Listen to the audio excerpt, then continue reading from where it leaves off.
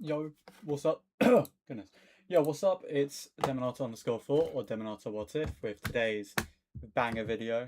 I'm sure it's going to be amazing. Apologies for the silk cap. I washed my hair a bit too soon before stream, and while it is quite hot right now, it's not hot enough to be drying my hair before stream. So,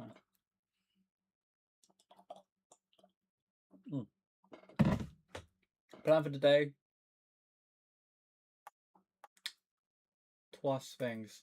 One of the things I want to do is go over this little screenshot here. I will only be doing this when there is someone in the chat because I do need a bit of advice on something. It's just because I think I've mentioned before, for university, I want to use streaming as a way to body double and do it together. Yeah, you know. So I was just thinking about how can I do that? How can I do it? So yeah, I'm just gonna once someone's in, I'll probably try and have a conversation. It's probably gonna be with Manny, as usual. Maybe he won't show up today, but who knows. As for the deck, just while going through those topics, I think. Oh, actually, there's a third thing. But as for the second thing, is I just focus on felothar today. I could just continue with it. I believe, yeah. So I've got like 63 cards to, well, probably more like 50 cards at this point, but I've got quite a few cards left to go through. So maybe I'll do that, and then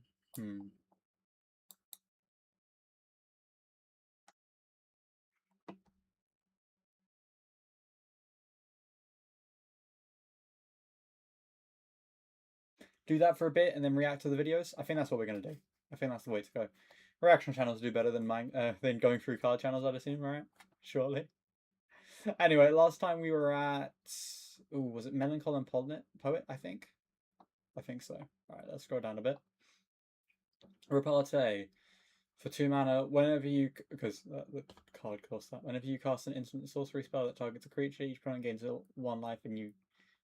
This is kind of similar to the one above here, to this one, because it's got that limitation of it has to be an instant or sorcery. But do I know if I want to do it? Do I know how many instant sorceries I'm going to have? I mean, it's obviously going up now because I'm putting stuff in, but when I shave everything down, who knows? It's still a great card and like a great additional thing. It's 2 mana, 2/2, so that is beneficial. And it's whenever, it's like whenever, and it's just an effect. If they lose life, I gain life. So I have nothing against putting it in, but I think just shoving it there in iffy for a bit is going to be helpful. Just it's a good note to have of just what is going to actually benefit me. All right, Melt Strider's Gear. When it enters, attach it to a target creature, which is great. +2/+1 has Reach. It also has a high equipment cost, but it is a 1 mana equipment that gives +2/+1 and has Reach. So my main weakness is flying. So it's a nice little way to go and think about like what my weaknesses are. So I'll keep that in. Mindful Biomancer. When this creature enters, you gain 1 life. This creature gets +2/+2 10 turn. Activate only once. Now I was looking at this card, thinking to myself, it might be useful, but a one-time life effect whenever it enters. Now I don't have that many things that would be allowing it to enter multiple times. So that is in question, but also the actual effect is until end of turn only once. It's just too limited. It's cool to have a 4/4, but I'd much rather pay. Sorry, I'd much rather pay 3 mana to get a 2/2 out or a 4/4 out. Sorry, to pay to get a 4/4 out instead, or something. Something just hit me. I think my mom's cooking fajitas. Anywho, destroy target creature or artifact. Pretty simple, pretty basic. It's a bit expensive, but we can compare it to other things at the same level, so that's fine. Mozio's Vein Nudine. Now remember, this one was really good as well. It enters, create something, gain life. Beginning of the step, if I gained life, I can return up to 1 target creature card with mana value X or less from my graveyard to the battlefield, where X is the amount of life you gain this turn. So at least from the beginning, you immediately get an opportunity to have at least one thing at one mana brought back, which is pretty good. So I say it's pretty nice. It's a nice way to. I think this is counted. Did I mark this down? Oh, it's only sack life and tokens. Okay, I'm also going to just quickly plop this into Return from Grave because that is the main benefit here. It's a life method. It's token, but the main benefit here is when you get life, you can also bring back mana values equal X or less. Yeah, so equal to or less than. So let's put that in the main deck. Why not? Mox Jasper, very sad I can't put this in here. Would love to. It's a great card. Would be phenomenal to have out. However, the one card I have that's a dragon is fucking Witherbloom, and Witherbloom is expensive as shit to get out. It's like a 6 or a 5 or something, so just I can't, unfortunately. God, is it stunning though? And the only Moxes you can get are like either kind of useless or they're just super fucking expensive because they're from a set that was made like a decade ago. But I'm really glad I got this. Both in the sense of I can use for this for dragon decks in the future, but also in the sense of it's a hollow version, which means theoretically speaking, I could sell in the future and possibly get more cards, which is always a good thing. Murder, destroy target creature. Now I'm feeling a bit iffy on that one because it's destroy target creature and not like any other things, but I'm going to put it anyway. It doesn't have any other effects, so that is the worry, but oh well. Nezumi. Now, Nezumi is 100% the sort of thing that I only have in because I thought it'd be cool. That's it. I don't have enough artifacts to consistently get Death Touch. I don't have enough enchantments to continuously get Menace. I'll probably get both, but there is that worry. Do I get it or not? That's the question. Do I get this or not? I really don't think it's worth it. I think it's foolish. I'd love, to put him in, but I just because of the fact that it's so like extra details complex, I need to put it off until I'm certain. So I will not be putting it in just yet. Nightblade Brigade. It has mobilize, of course, Death Touch, of course. So it makes tokens, it has Death Touch, and it allows me to surveil, which is all a lot of nice stuff. Given that it's Death Touch, also probably won't get blocked most of the time, which means there's that as well. It's pretty cool, isn't it? Oh, the surveil hit. Oh, it's surveil, not scribe, which means I can put it into my graveyard. Nice. Okay, I'm gonna put that on my main deck. Fuck it. It's a way to get tokens, and they automatically get sacrificed as well, which just delicious. But also Death Touch, and yeah, it's enough things to where I'm like, oh, that hits the nice bit of my brain. All right, next we have Origin of Metal Bending. I kind of want to put this in just because it's metal bending, and I love.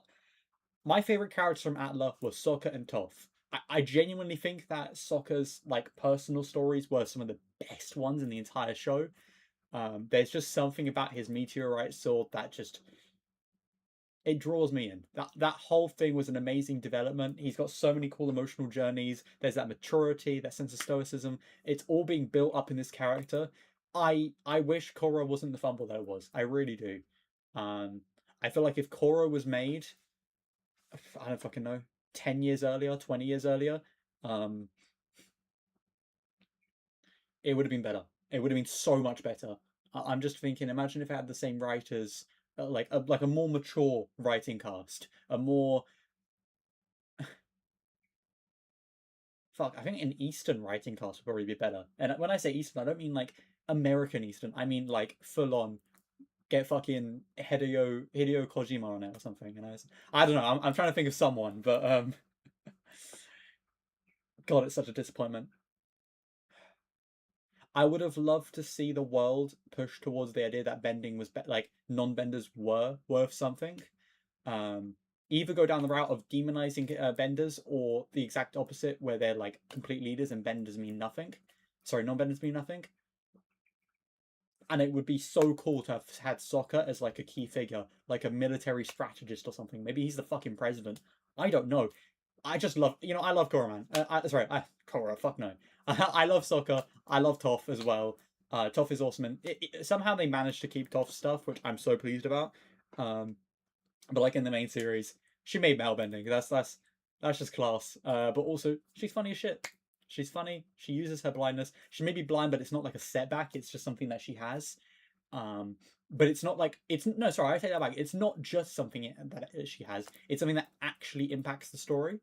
Like there were moments where she would be able to do what she did if she wasn't blind, which is just spectacular. Anyway, enough of me glazing these characters. I do clearly I think Sokka is my favorite character from Atla, but Toph is definitely second. I like Zuko. I think the one I hate I don't like the most from the main the main group is probably Katara. I don't really like her. She's very like to be fair, she's quite feminine, so it makes sense that I'm not the most liking of her character. But like I mean like in the negative way is feminine. In like her just, I don't know, it's just like she doesn't want to listen to all that. God, everyone loves Iroh, so I'm not even going to bring him up. Destroy target artifact, creature, or enchantment. Stunning. Or I could put a +1/+1 counter on something, and it gets indestructible until end of turn. Which permanent +1/+1 counter, but also that it's amazing. So it's both destroy. I need to make sure that this is both destroy and what is it? Destroy and indestructible encounter. Destroy. Okay, so it's destroy. So put it on counter as well. Counters. And let's just chuck that in. Just chuck it in. What are we doing here? Osseous Exile. Now, this one's actually pretty good, even if you don't behold a dragon. Now, do remember that for all this beholding stuff and controlling things, I can do it all by just having the dragon nearby. Now, okay, these require it to enter. So theoretically, the best way to go would be get dragons to get all 3 dragon storms out, plop down Witherbloom, then alongside that have out Mox Jasper, which allows me to have more mana. And from that point onwards, Osseous Exhale, I can use it at any point in the entire game, as long as I had Witherbloom on hand. So, but yeah, it's pretty good. Deals 5 damage to an attacking or blocking creature, and if I have Dragon Beheld, it also allows me to gain 2 life. It feels like I should just add it anyway, because it's a 5 damage attack to an attacking or blocking creature, instant. But also, like, if I behold a dragon, I can gain life. Like it's useful. I do have 1 dragon, so that won't most of the time it won't pay off. But if it does, it'll be fun. It'll be like a nice little thing. I should probably put it into. I need to make a gimmick area, like an area that is solely for. Oh, the thing I'm adding right now, I'm not sure if I'll be keeping it. It's just a gimmick of my deck. So if I can just find that real quick, it should be in my. Not destroy. It's damage. So it should be in target. Hold on. Did I put it into gain life? I don't think I've done the secondary or tertiary effects for everything. Sack life and tokens. Target. Where is it? Oh, target effect. There we go. So if we just add on to this, I just want it to have, so it's target effect, and it also can gain life, but it's got dragon requirements. So dragons needed, and sorry, my dog just distracted me. Life gen. Because it can have those effects. And hold on, one more thing. I should also add a gimmick thing, in the sense of it's not related to the thing, but that is what gimmick means, right? Like it's a.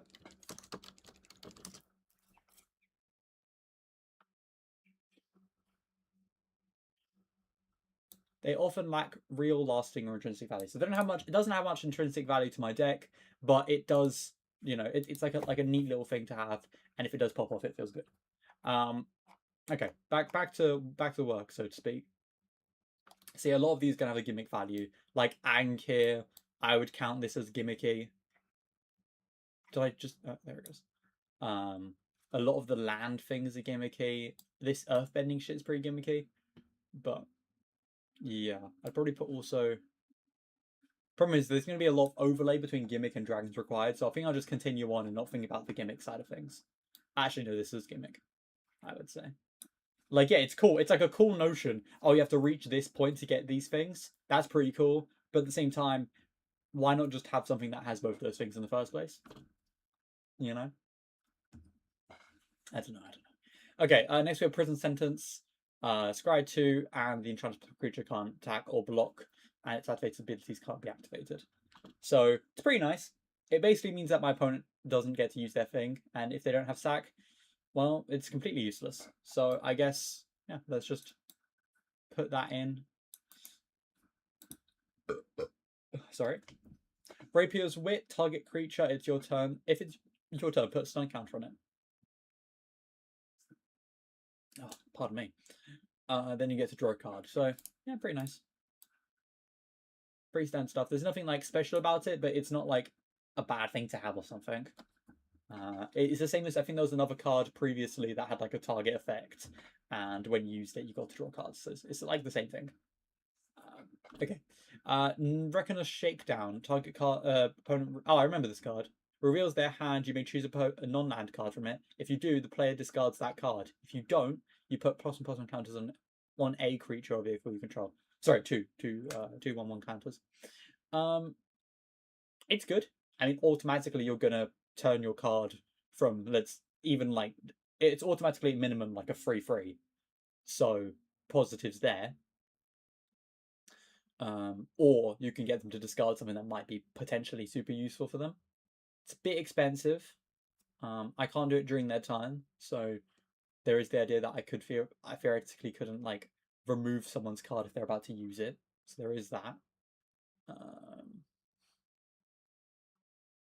I think I'll put this in iffy. I feel iffy about it, so it goes in there. I don't think it's quite a gimmick.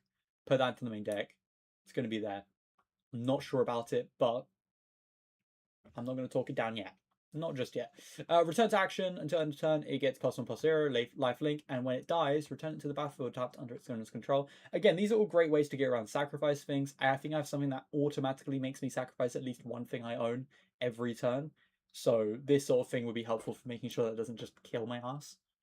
So I would say that's worth it. Plus lifelink. Lifelink's great. I heard from a friend that lifelink was just based on the amount of attack you do to something. I was wrong apparently, because you do the damage first and then the thing dies to it. So it's not actually lifelink. It's more like, sorry.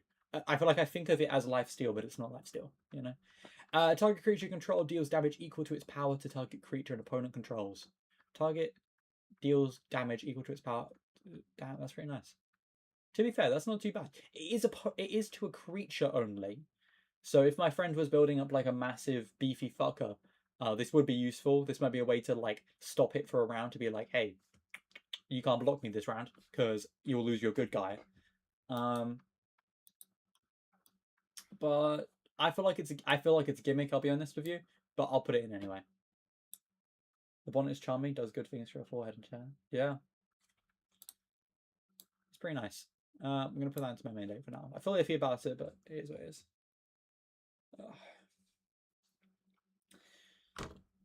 Alright, Rover Blades. Double Strike equipped has double strike, but it does have an equip cost. It doesn't automatically put it down. I can crew it to make it into a creature. Don't know why I do that. Honestly, I've gone to a point where I don't really think this is that useful. Because it doesn't give it to me automatically, there is the question of whether it's actually that good for me. So I don't think I'm going to put it in. Like, Double Strike is cool and all. It's great with stuff like Death Touch or this or that or blah, blah, blah, blah, blah. But I thought if I don't have enough characters I would care about making into heavy hitters, if that makes sense. But anyway. Seiju Pummeler. Reach, renew, exile this card from your graveyard, put 2 +1/+1 counters and a reach counter on target creature. Activating is. So this is kind of similar to another card I added. I got it from my collector booster pack. Hold on. I've got a complete mess here. Give me a sec. It should be in return from grave, right? Where are you? Oh, something in my death to there is. Karzai Revenant, because that allows me to put counters for each of the thing onto my guys, which is good. Not sure how something that doubles counters would really affect that, if I'm honest. Does it just mean that the death touch happens twice? What? I don't know. I was lying about the forehead bit, even about Theist. Well, I create this, salvation for you. You motherfucker, I'm gonna kill you. These bastards. But yeah, no, sorry. You get to exile this one, put the counters on it, and a reach counter. It's alright. It feels gimmicky. I'm not gonna add it for now. 4 mana for a felothar isn't too bad, of course, with all those different effects. Plus the exile cost does cost 5 for what is essentially technically like 3 different cards, possibly 2. What's chill? Me. Oh, I'm just never heard you use that wording before. Anyway, I'm just going through the deck. Later on, I'm gonna go through. I'll probably watch like a video or something on Magic just to get some lore down. Actually, I have a question for you, Manny. It's based on this. I don't know if you how well you can see it. I was asking questions to my uni about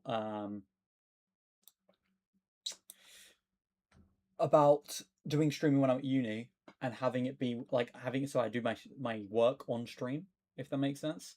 And I was just curious about your thoughts on stuff like ways you might interact with any work I share, people on stream, such and such, that sort of stuff. How much do you think I should share? I don't know.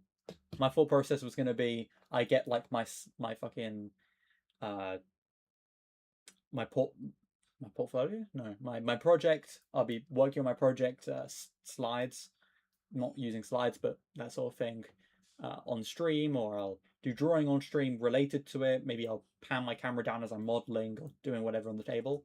I'll probably remove my face, but I don't know.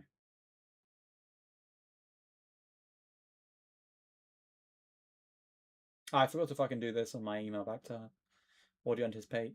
I mean, again, it's just, the titles would probably be pretty simple as that. Again, I was probably my thought process was a fairly decent view of my entire progress, other than like me walking around uni or something doing work. I don't really need you to tell me about this one because I know the reason why I do this. It's body doubling, helps me focus. Well, that's the closest thing I could associate it with. But the main thing was like risks.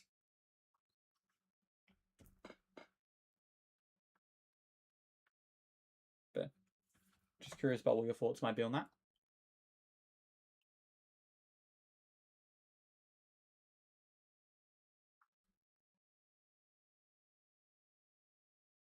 Yeah, I'm going to take it down now because I want to continue going back to my cards if that's all right. All right, Scheming Silver Tongue. What do I want you for again? Draws 2, loses 2. A bingo for main phase. If you gain 2 or more life this turn, it becomes repaired. It has flying and life link automatically. It's nice. I'm going to put it in. Does it feel gimmicky? That's the question. Well, having that sorcery be readily available to just kill someone over and over again, that'd be useful.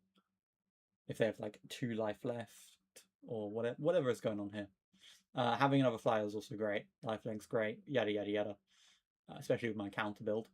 So I'll put that in my main deck. I don't think it's quite gimmicky enough to say no to it. Siege Ship, destroy, create a land token. Pretty simple. I think I'm going to keep it just because it is helpful to take out other people's artifacts and enchantments. I think you should go for it, but if you feel like it might be for process, how you normally handle your stream, let's pick it up. It's something I'm saying I want to do.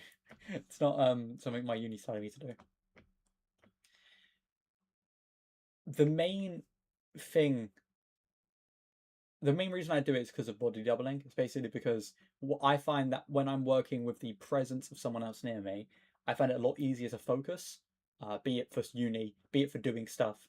I mean, I'll be honest with you, I wouldn't fucking be doing this deck right now if I wasn't doing streaming. I'll be completely honest, because this shit would just overwhelm the fuck out of me. I am coming from a shower right now, so I'm feeling especially well-minded and my head's working. But from the read though, it seems like a chill thing. You could always incorporate it with how you would normally handle it.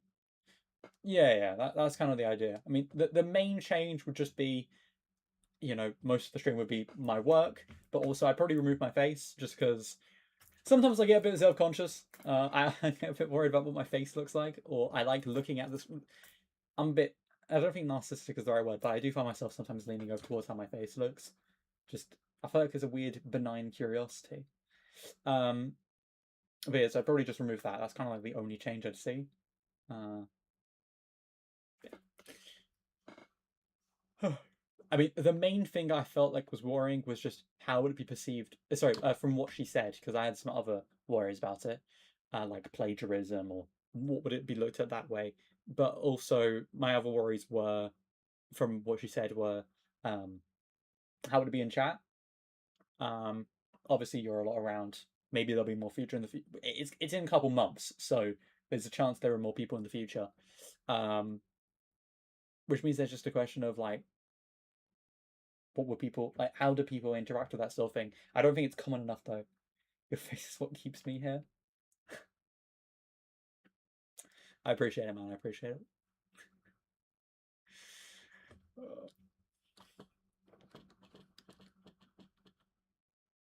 I might have to just turn off my screen when I'm doing that. You'd be losing a valuable customer. Oh, goodness. I guess I gotta keep it up then. But yeah, these are just thoughts for as time goes on. Maybe something else will come up or whatever.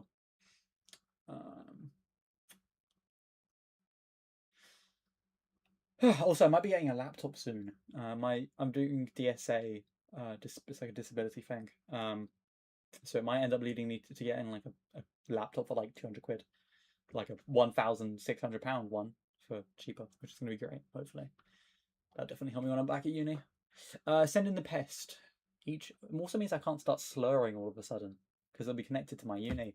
Ah, fuck. The real worries. Each opponent discards a card. You create a 1/1 with whenever.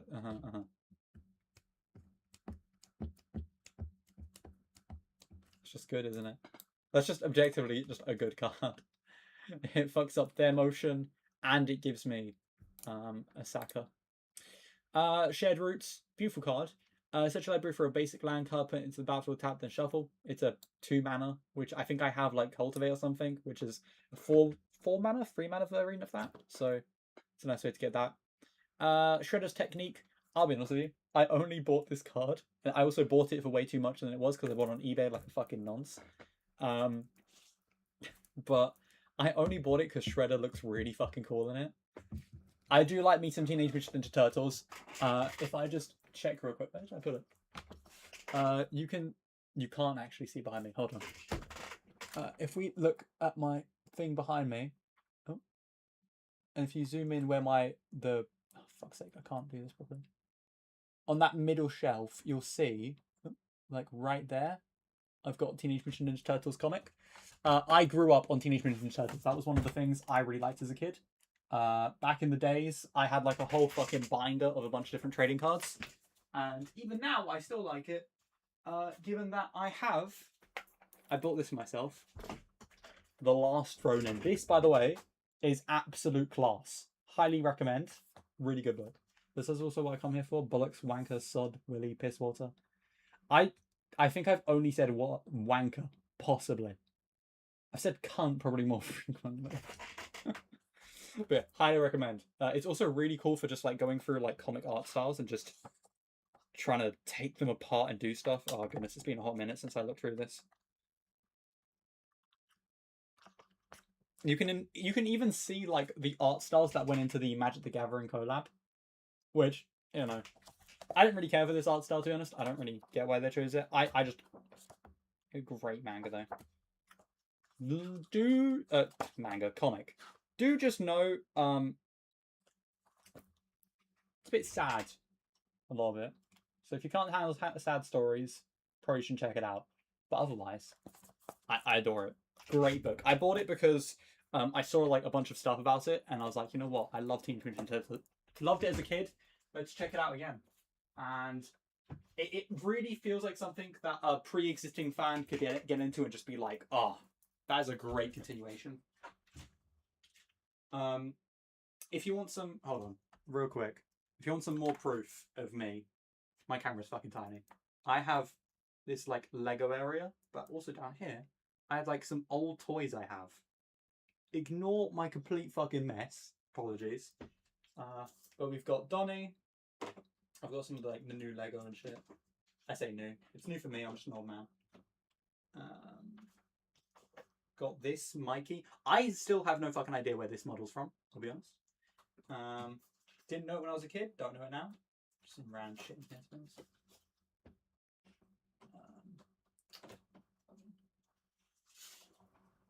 I mean, that's that is like the majority of the stuff I have left over. I don't know where my cards have gone. And also, this box is just, if you can see it there, it's all Skylanders. So, just a small peek into what my childhood was like. Oh, if you're a fan, then I highly recommend The Last Ronin. Great comic book. Absolutely spectacular. I have to read through. I need to read through all Teenage Mutant Ninja Turtles at some point. All right, let me get back into this. Destroy target creature enchantment. If an enchantment is destroyed this way, you lose 2 life. That's not really too much of a debuff for me. It is nice to have another way to get rid of both creatures and enchantments. It also has sneak, which, you know, it returns an attacker that I control to my hand, which actually could be beneficial for characters that work on being brought in. So there is that. That is a thought. That might be a cool way to get out, for example, those enchantments that are best, like Teaming Dragonstorm, that are basically just focused around being brought back into the hand and put out and meet like over and over again. So there is that, of course. But no, it's attackers, not enchantment. It's not like just any card, so it has to be an unblocked attacker. So I couldn't bring back like a defender or something. Anyway, I'm going to put it in the main deck. I think actually could be quite useful. Snarl Song, you create tokens, put counters onto those tokens, and you gain life, where that is the number of colors you spent. So obviously, that automatically means that the top I can get is like 3. Like, theoretically, I could get 3 life and 3 of those different kinds of counters onto this. Comics makes Manic, so Manny will not be reading. Well, that's rough. Fair enough.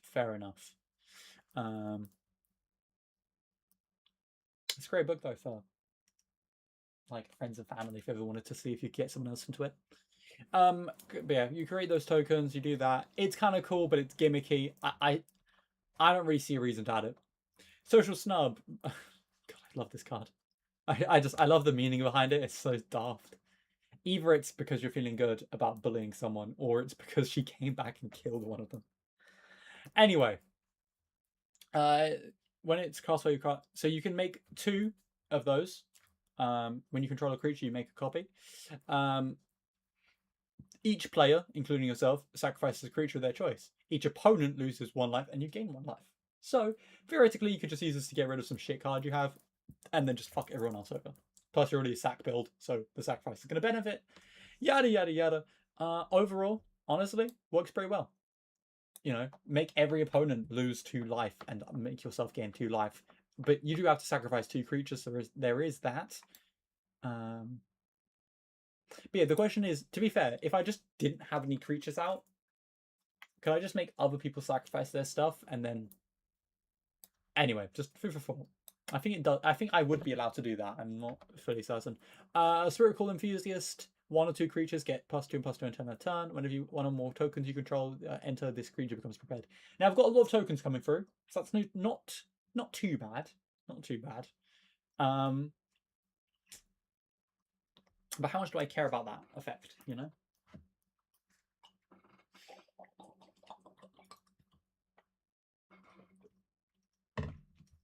Theoretically, if +2/+2 is the difference between me winning a turn and me not winning a turn, there is that benefit.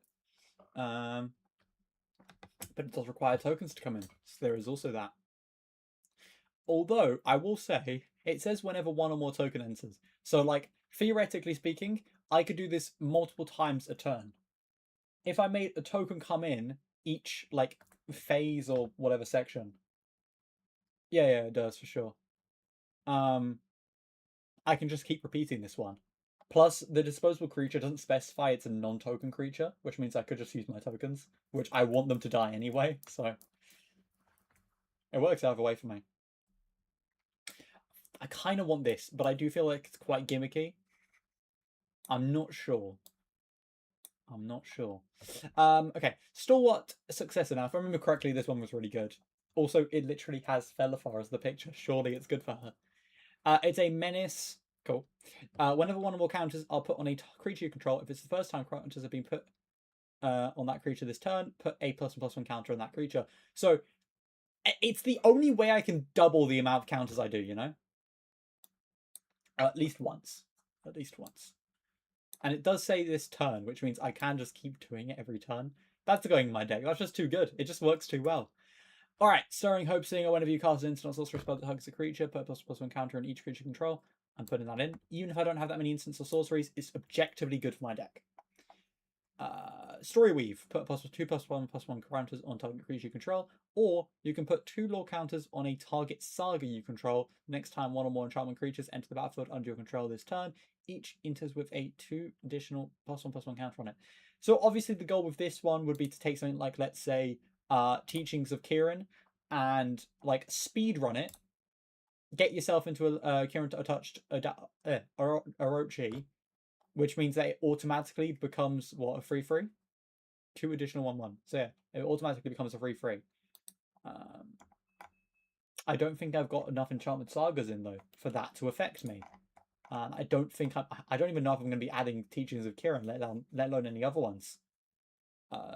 So there is that.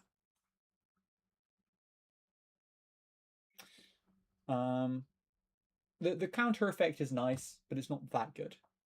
Again, I don't have effects from putting. I don't have that many effects from putting down counters. It's just more so I have a lot of ways to put down counters down already, so I don't really need more ways to put down counters. If I don't think the other effect is good, especially since it's free mana. You know, free mana to just do one thing is it's kind of iffy. Cameo Safekeeping. Target permanent you control gets hexproof and indestructible until end of turn. You gain 2 life. Fairly standard. It's pretty good. I see why it's a couple bucks. Fair play. Tax Collector. Enters battlefield, choose 1. You can either tax, where my spells my opponents become more expensive to cast, or I can detain target creature an opponent controls until my next turn that creature can't. So it's a 1-turn effect. It's pretty nice, but it's also pretty gimmicky for this deck. So I don't think I'll be adding it, to be honest. I'm kind of getting near to the end of my my sideboard, and I notice I have 171 cards currently. So there is that. Like the spell being more of a struggle to cast is helpful, especially in the idea of, you know, people wanting to use counter spells and stuff like that, and yada yada yada.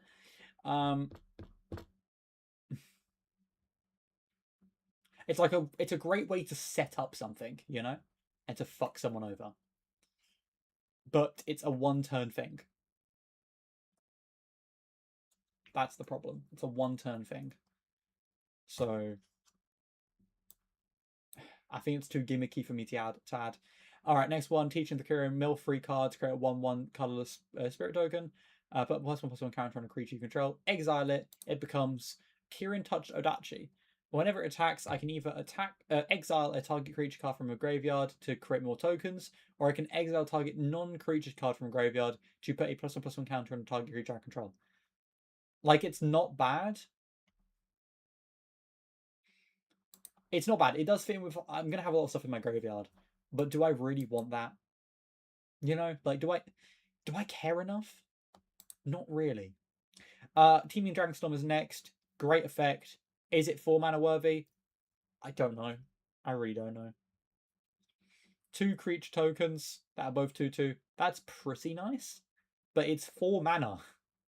That's the problem. It's 4 fucking mana, and it's a 1-time effect for me because I don't have enough dragons to be popping this out multiple times. If I have nothing else to do, it's great, but I probably will have other things to do, other things I prefer to do. It's just not enough, you know. For 4 mana, this should be like create 4 soldier creature tokens. I don't care if they're 1/1s. I want disposable creatures. Alternatively, if this is built around the idea of it being white and the idea of it being like 1 strong guy, then I would much rather like create 1 5/5 soldier creature, you know, or token specifically. But as it is now, it's like just a bit too little for 4 mana. Aesir Escape Valhalla. Exile a permanent card from your graveyard. You gain life equal to its mana value. Very nice. Put number of +1/+1 count, especially considering the idea that, you know, I'm gonna have a lot of permanents in my in my graveyard. Put a number of +1/+1 counters on your target creature. Oh, sorry, on target creature you control equal to the mana value of the exiled card. Also pretty nice. I can buff up 1 dude real quick, and then you return it and the exiled card to their owner's hand. So I can just repeat this over and over again. which ain't too bad because it also brings stuff out of my graveyard. So I'm certainly not against it. It's a bit gimmicky, but I find it quite pleasant. I feel pleasant about it. Fran Vigil. Whenever one or more artifact and/or creature cards leave your graveyard during your turn, put a +1/+1 counter on target creature you control. Pretty simple. It doesn't say that it's like a one-turn effect. It's just you get those counters now. It's an enchantment, so it can happen whenever. And artifacts-wise, I don't think I've got a crazy amount right now. Yeah, I've got like 8 artifacts, but it also says creatures, so it still works out quite neatly for me. I have a couple things that return from graveyard, so that is there. I do think that it's gimmicky. I'd probably remove it if I don't have enough. If I remove a bunch of my artifacts, or if I remove a bunch of my return from grave stuff, I probably will remove that as well. Vastlands Scavenger. Dev Touch. This creature enters prepared. Mill 7 cards, then put a creature card from among them onto the battlefield. It's a great way to get like an easy thing out. Problem is, it is also milling 7 of my fucking cards without sacrificing or anything else special. So I think I'm not putting it out. I don't think I can do it, man. I don't think I can do it. Maybe if time is going on and like the only thing I need is like one specific creature, it'd be great. But man, I don't know. Viewpoint synchronization. Search a library for up to 3 basic land cards and reveal them. Put 2 of them into your battlefield tapped, and the other one into your hand, and then shuffle. It's a bit expensive, but I'll have a peek through my other mana gen ones and make sure that one's bad. Wartop Sentry. Reach and Death Touch. When this creature dies, if there's a lesson card in your graveyard, you gain 2 life. Now, obviously, I do in fact have a lesson card in my graveyard, so I'm not like against doing this one. Cool way to get like life and stuff. It also has Reach and Death Touch, which just is phenomenal for when I'm going against flyers. Good way to block them. If anything, I probably just have them in the background the whole time just so I can block stuff. But I don't know what I'm saying, but the only but would be I'm worried about the lesson thing. I don't think I have that many lessons left, and this is my last lesson in my entire pile that I'm willing to put in. I can give a quick scroll through just to see, like, cracked with this would be cool, but it's 3 life for 5 mana and Earthbend, which is kind of cool. It gives me some more sacrificable things, but do I really want it? You know? I get to Earth, so basically I get 2 3/3 creatures that are both my lands, which is cool. But do I? But I keep repeating it. Do I actually want that?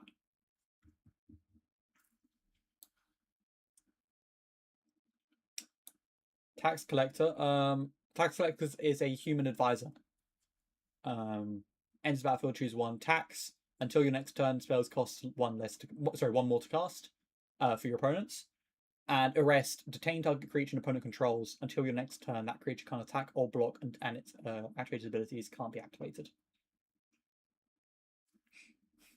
Like, it's kind of alright.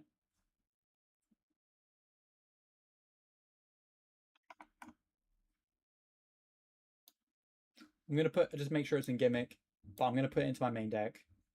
I really feel iffy about this one though. That's the only thing I'll say about it. I also don't think that Aang's effect is good enough. Well, actually, to be fair, it is that it does get counters every time a creature I control dies, which does mean that I can build up a pretty strong guy just from that. I'm not sure. Hold on. Deals 4 damage to target attacking or blocking character. Sorry, it's 2 mana instant. I'm down with it. And then finally, Zuko's Exile, another lesson. Exile, target artifact, creature, enchantment. This controller creates a clue token. So I can use it on myself theoretically. It's not too bad. Yeah, I'm not sure about putting the tax collector in there. I don't know if it fits with what I've got so far too well. Like, I don't mind having a couple things to protect myself. But I don't know, I'm a bit iffy on it. I think this is probably going to be one of those characters that stays in my sideboard for a long time, just because of the fact that it's really helpful if I'm against like a blue deck or something. You know, something along those lines.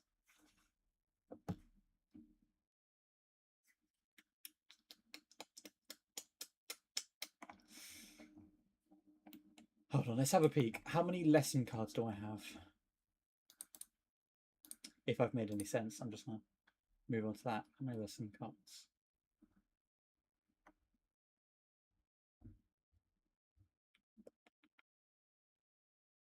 I've got 4 lesson cards, so it's not too bad. Okay, 4 lesson cards, and I've got what was that thing that worked solely on lesson cards? There was something other than Ang.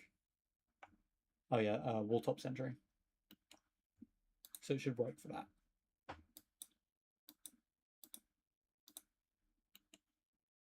Actually, scrolling down, does this is just if you have one in your graveyard. You know what? I'm just gonna put it in my main deck. Fuck it. Fuck it. Fuck it. I can just leave it out until I use one. Just with a quick glance of what I've got left. Again, don't have enough dragons, so there's there's just really no point to add the dragon things. I think that the landers are kind of cool, but I don't need those tokens that bad. I've got like a lot of token generation, so I think my next goal here is just think what can I remove. I guess I should look through my iffies then.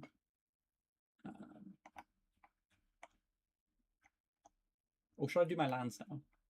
You know what? Let's actually take my lands down to like what 36 real quick, just because I've got too many. All right. Exile target player's graveyard. That's good. Add 1 color. That's good. Sack it. Search your library for a basic land card. Put into battle. Tap them to shuffle. That's cool. Sacrifice this land to try for a basic land card. I mean, Fabled Passage is just a better version of Evolving Wilds, so I'm not particularly against that. Enters tapped, or I can cycle it. I might remove this.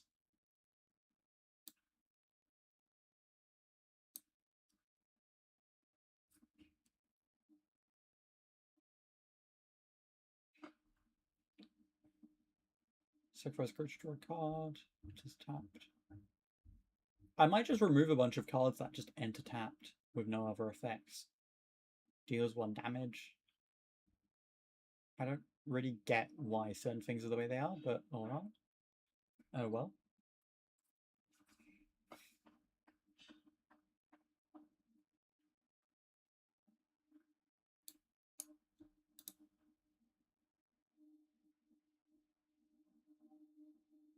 Why is this good? Is that the deal 1 damage to you can make like effects pop off? I don't have anything like that, unfortunately. So I don't think I'll be adding that.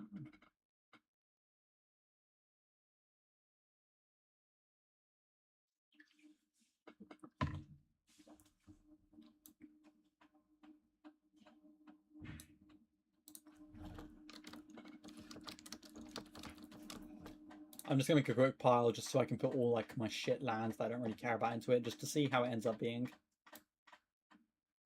Like what? I don't get the reason why I'd want my lands to enter tapped. I don't understand it. Maybe I'm just daft. Cycle is kind of cool, but I don't need to cycle that bad. I would much rather just do something else with it. Sacrifice creature, you gain 1 life. Anything with sack, I'm fine with. Enter, you gain life. I can reveal something to make it enter not tapped, which is it's fine. It just means I get a black greenie more easily. Scrolling down. I do realize I've not got many black whites, but I also just don't own that many black white lands, unfortunately, which means, yeah. Stuff like this, I have to keep Shattered Sanctum, for example. I like Shattered Sanctum. I like the Sanctum cards, so it's fine for me anyway. Strip Mine, Study Hall, Scry. It's not too bad. I'll probably keep it. It is a colorless mana though, so actually I'll put it into my land path now. But it's a Scry effect. I think I should just reduce the number of normal lands I have. I think I've got enough black and green. I think I've got enough black and green. Manny is complacent. Does Manny need friends or just community? Manny is too dissociative to keep friends, and there's no community that stands up to Manny. Manny's seeking to invest. Manny has a severe case of the skill issue. No, Manny needs to...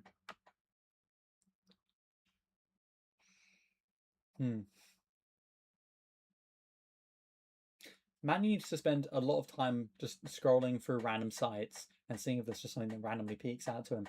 or alternatively, force yourself into a position, into like a random community and see if that works. Or man, he can just go to the gym. I don't know. Maybe that will help him. Enters tapped and enters scry. That's fine. Sacrifice it. Yep, that's fine. Enters it. Yep, that's fine. Enters, but you get like a bunch of other shit. Okay, that's also fine. Tapped on the stream. That's fine. Tap but scry. Do I have? Oh, okay. Surveil just means graveyard. Scry means bottom of your library. Cool, cool, cool. That's fine. 2 more basic lands. That's easy. Add those things. Cool. 1 mana, and you can get to also change your mana up a bit. Opponents control 8 or more lands. Okay. I think I'm just gonna just how many do I have in the untagged lands? I have too many. I'm just gonna remove the lands that I tagged. Fuck it. Where are they? Where's my land pile? Land. Yeah. They're just getting removed. I don't care anymore. Oh, yeah, no. I can just check my thing to see what gets removed and what doesn't. Okay, so scroll back down. I feel like I should leave the planes as they are. Yeah, they're 18% of symbols. So I guess I just half the number of basic lands I have that are green and black.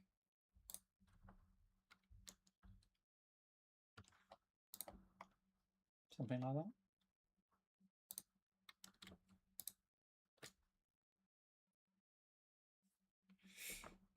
Is this the way to go? I don't know. I think I'll leave it as this for now. Create a quick screenshot of this just to show, hey, what happened here? If I view my full history for a second, I'll just check what else got removed.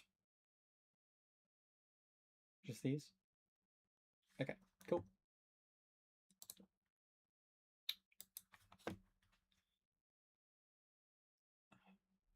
But yeah, I'll be honest, I wish I had advice for you, Manny. So to test life, let's try the gym, dissociate routine, change all the weights, just all the time.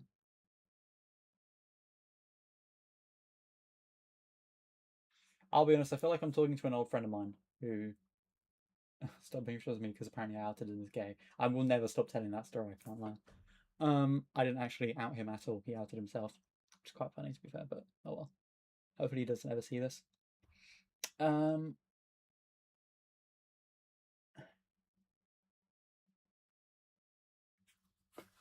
Have you tried looking up ways to help yourself with disassociation? Because that seems like something that's really fucking you up.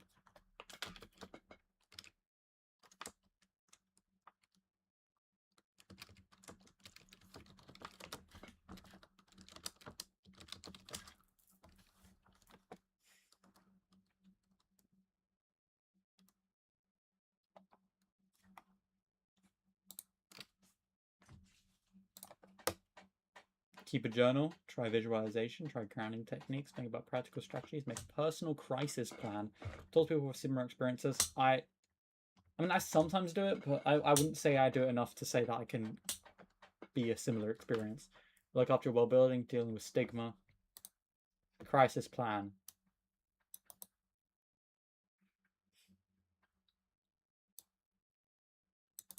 Advanced statement. Maybe just do that. Make a personal crisis plan. Nice and simple.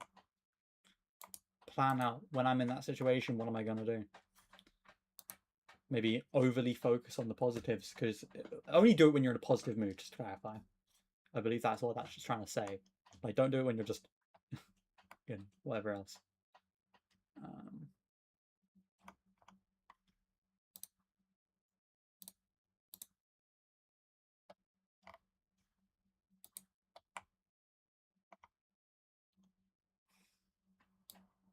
I think for now, I'm just going to put all of these. I wish there was just a button I can press to be like, oh yeah, put these all into my my considering. I don't want them in my sideboard right now. But no, I have to manually put them all in. Well,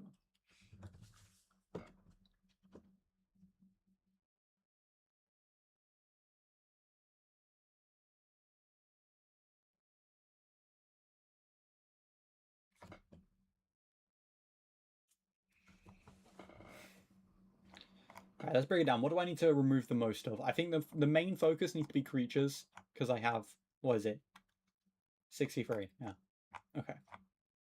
What section has the most things? I would assume it's sack, right? That would make the most sense to me at least. Yeah, I've got 38 things in here. Okay, first off, I'm going to the iffy section and I'm removing what I can. Therapy is inaccessible. I don't give a shit about therapy. I've already said this before. Fuck therapy. Therapy is objectively not good for men. It doesn't fit. You've got to find a different method. Either you choose mentoring, counseling, find whichever one of those just makes you feel more comfortable with it, and then just go for it. Have like a dude you can talk to or something. That's why kids need like their dads or something. Therapy is inaccessible to Manny. Manny's been offered two choices, just like when Manny was a kid and was repeatedly handed two options. But those two options, I assume you're going to say they suck.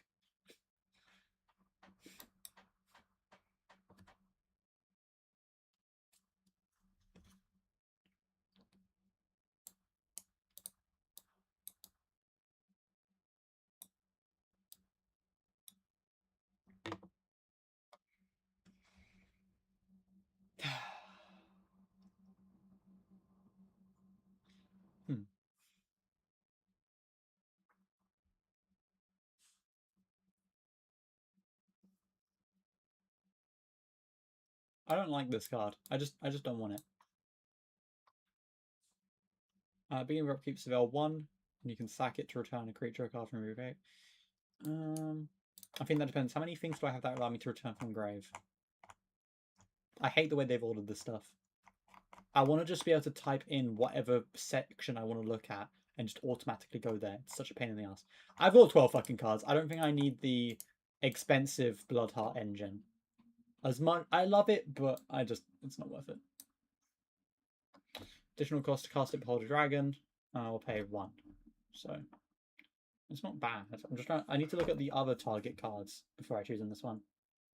I don't know, man. I think it's useful, but I don't know how useful. You know.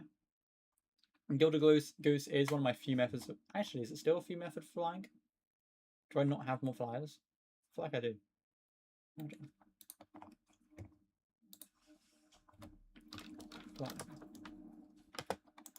I made a mistake. Hold on.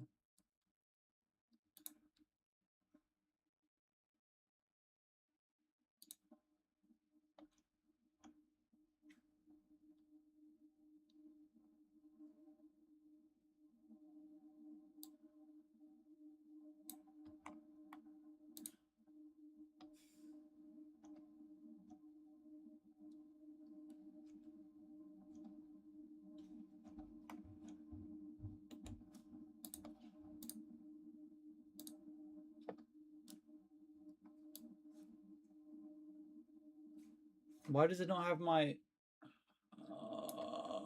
fuck's sake. Let's just look for flyers manually. That annoys me.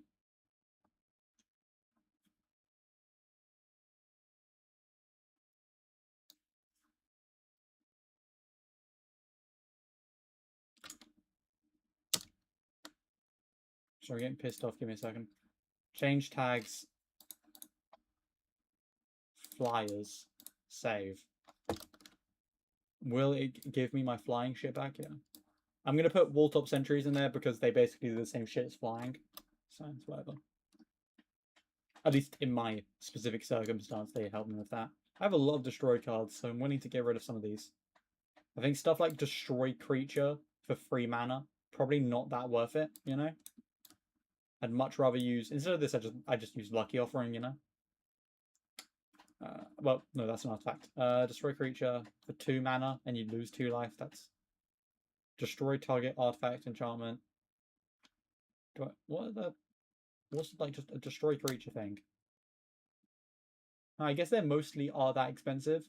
Problem is, it's just a lot of these have an effect alongside destroy creature, you know. So I think I'll just move that to the sideboard for now.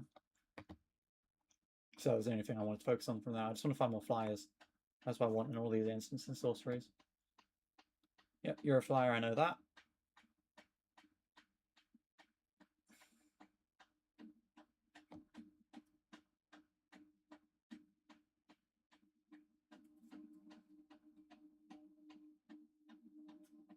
It's not you, it's the other one, isn't it? You're a flyer.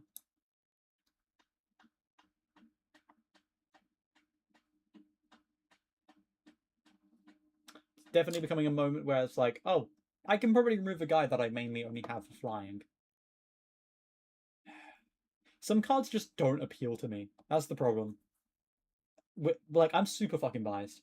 That is why I consciously settled on you. It's a good chance to find things on spread and then they can fix the divine spell.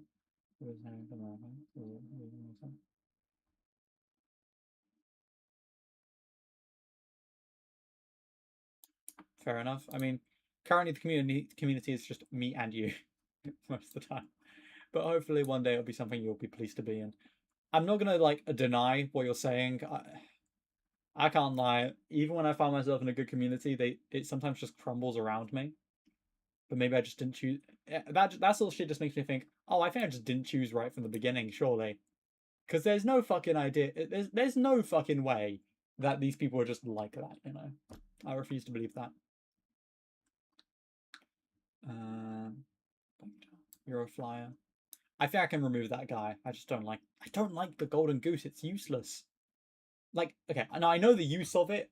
I never have a reason to use its abilities over just using anything else. When it enters, it creates a food token. Okay. But I require 2 mana to get the life from it.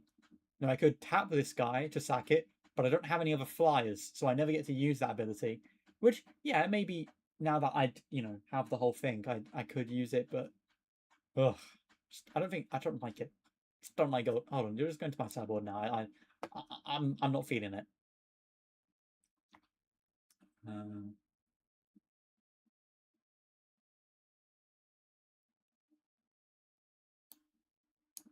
Yeah, like if I want food tokens, I can just keep Guillaume. I don't even want to keep Guillaume, but I could theoretically do that. Let's keep going. Blah blah blah blah blah blah blah blah. I was looking to the flyers and I just got distracted. Flyers.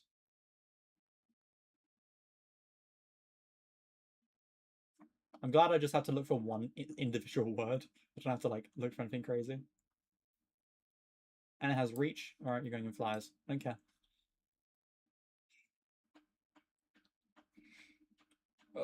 I'm not going to tell you anything that's going to support you right now, I'll be honest with you, because I just have this urge to now whinge about how something else for me didn't turn out right. I like this channel called JPDT. I think that's what it's called at least. And like I'm trying to be part of the community. I'm trying to interact with them and all this shit. There's a couple of good moments, but generally, I don't want to be part of that community most of the time. Like if it's something I'm not interested in, I just don't want to touch it. Like why the fuck do I want to watch that? I don't want to watch the digital circus. I don't really like Undertale was kind of cool, but I don't really care enough to watch that frequently. I would rather not watch Deltarune. But the problem is those communities also come with a shit, and I mean a shit ton of bullshit. Like, if you know anything about the communities behind most of the shit I'm into, they're horrible. They're awful. I hate them. I hate them so much. It gets to the point where I can't like interact with that guy's community. I cannot go on his streams if I don't like what he's watching because I know that the people I dislike the most are going to be there. Does that make sense? Anyway, and all the people who are into anime are people who have been into anime for like a week and basically know no shows, but they think that whatever they think is good is like the end all be all. And it's like, shut the fuck up. You know nothing about this medium. This is why gatekeeping was a thing. I'm understanding it. Like, I fully understand it now. Anyway, that's just me yelling. I just pissed myself off. Hopefully you can feel comfortable in the idea that you're not the only one who gets pissed off by this stuff, to an extent. Anyway, let's look at the flyers. God, now I've got to calm myself down.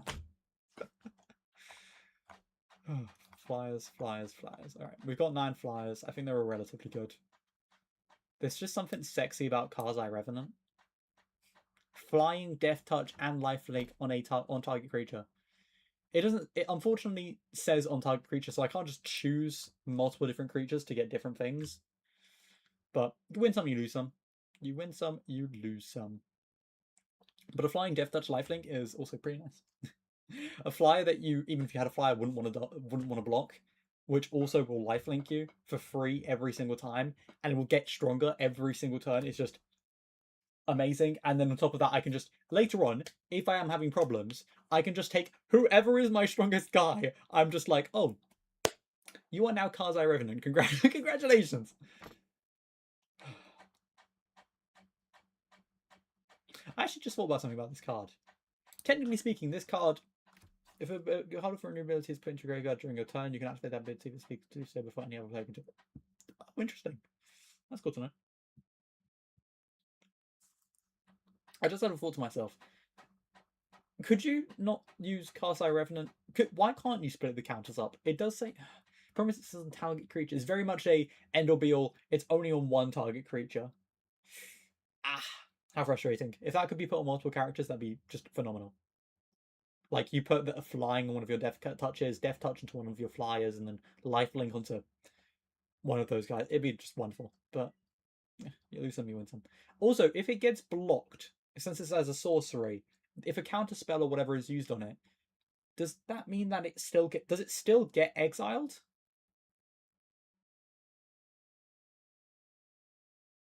I'm assuming exiled is being counted as like the activation cost. So I do think it does get it gets exiled no matter what if they get blocked, if they block it, which is a bit unfortunate, but what are you gonna do? It's a nice card. I'm really glad I got it. Like, I really am glad. I like my cards. I'm really liking the fact that I'm just using my own cards for this. Anyway, we've got like 60 cards to go through, so hold on. Let me stop. I've got 64 cards to remove. Keep in mind, I have 61 creatures. Oh my days, bro. Oh my days. Alright, let's look through the rest of the iffies. Oh yeah, I was going to look through the targets to see what cost would -3/-3 usually be. Target creature gets... Well, it'd be the bottom, wouldn't it? Turn. Blah, blah, blah. Okay, target ++. Target effect time -. Alright, so... Deluge is an X.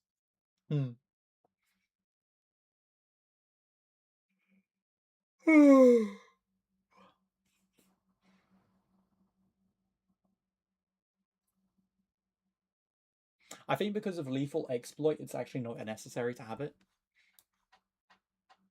Lethal Exploit does Caustic XL, whatever it's called, better than Caustic. Is that Caustic? No, it's not. It's what's the name? Oh, it is Caustic XL. Sorry, for a second I thought that was the white card. My bad. 418. I'll make a bit more progress before I go off and do the viewing session. We've got a couple of targets. I'll focus on that later. First, I'm going to get through the iffies, because obviously they're iffy. I'm not sure if I want to keep them.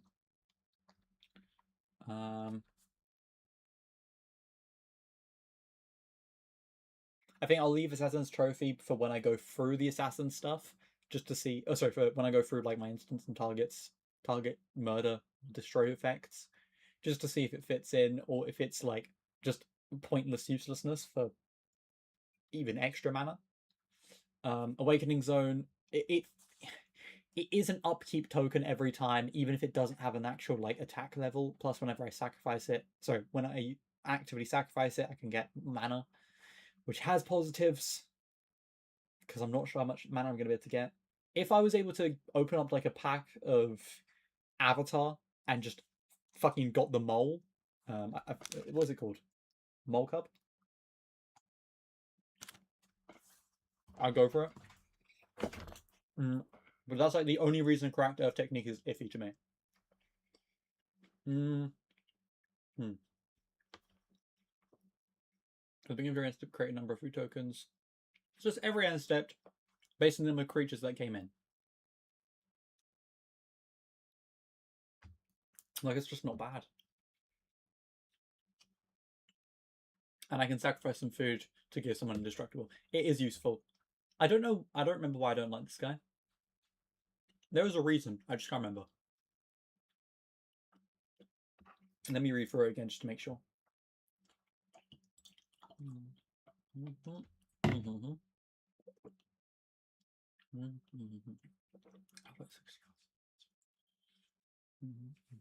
For this time.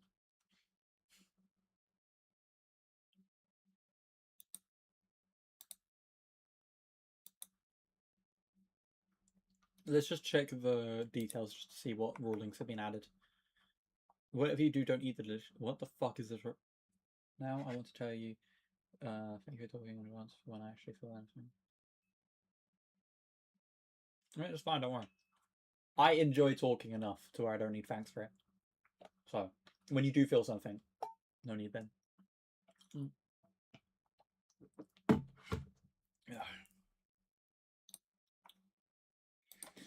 You can activate the last ability from the creature is already tapped.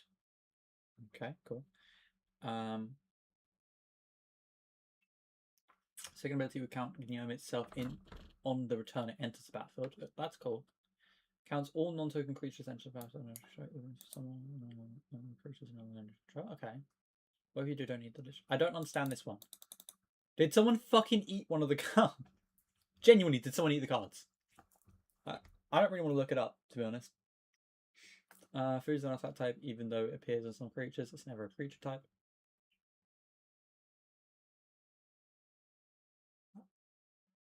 Okay. What?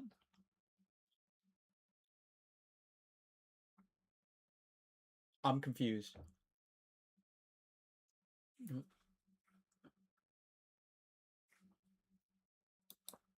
So when it says sacrifice a food, it's always referring to an artifact. Got you. I'm going to assume that for now. You can't sacrifice a food to pay multiple. You can't sacrifice a food to pay. Oh, I think I understand it. The idea was that someone basically used sacrifice food to give itself indestructible and just repeat like 20 times. That might be it. Can't sacrifice a food to pay multiple costs. For example, you can't sacrifice a food token to activate its own ability and also... Okay, got you. Got you. Alright, I don't... Yeah, why did I not like this? There was a reason why. It's gone from me right now. Melancholy Poet. Whenever you cast an instant sorcery spell that targets... I'm leaving this till the end. Like, that really just depends on how many instants of sorceries I remove. Which, I fucking know I'm going to be removing at least 10 of each of them. Because I have 23 and 25 respectively. Never traitor. Or that's Taylor. Shadow. Whenever enough creatures. Yeah. It's whatever. I've got enough things that bring stuff out. And it's kind of cool that it's a shadow, which means it can't be blocked. That's kind of cool. No, that's a really good point. Because it's a shadow, I can just put a shit ton of counters on it and then eventually just insta-kill someone. Because it's going to be able to attack eventually. That's a really good shout. And I can just bring it whenever I want back as well, whenever another creature is put in the graveyard. I think I'm going to leave it, actually. Okay, Pawn of Ulamog. Now, this one is a question of, do I do Pawn of Ulamog or do I do Awakening Zone? Because this is whenever this creature or another non-token creature you control dies. You get to create that, which is great. Because every time I sacrifice, it gets that effect. But then enchantments are harder to get rid of, and it's at the beginning of every upkeep, I get one.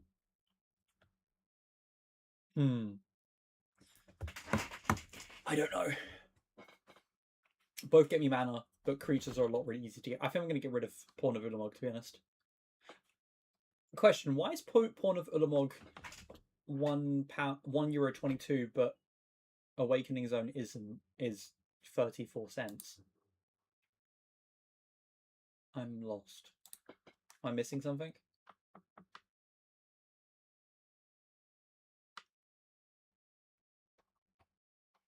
Oh, I know why. Because you can have more than one in certain things, like in Modern or something. You could have like 4 of this guy out. Got you. Yeah, he's not staying in my deck, but I understand now. Okay. Retina Shakedown. This is another one of the gimmicky ones, isn't it?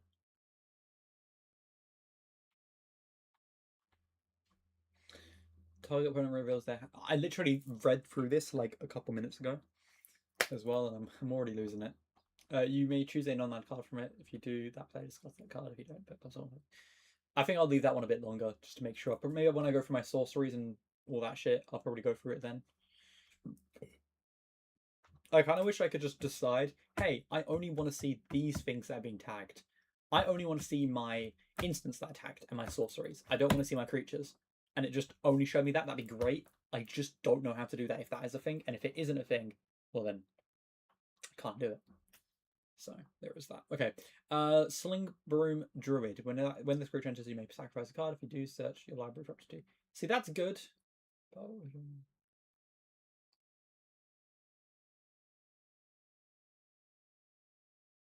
That's fine. Do not worry at all. This one's going in my sideboard immediately. I don't even care. I mean, I'm going to be done with the cards in a bit. I think I'm just going to go through the iffy ones, and then I'm going to head over and just watch some videos. That way you can turn your brain off a bit. Or chill it out. I don't know. Whatever feels best for you. Umbral Coloselia. It has sack for that. Yeah, I don't want this one because it's sack other. But I'll keep sack itself. Sack a creature, which includes itself. Woe Strider creates a token, sacrifice. Yep. Yep. I don't care for this one either.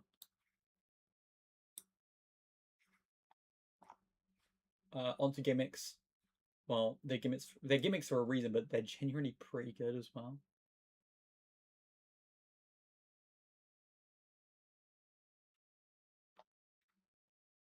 We'll leave this one for a minute.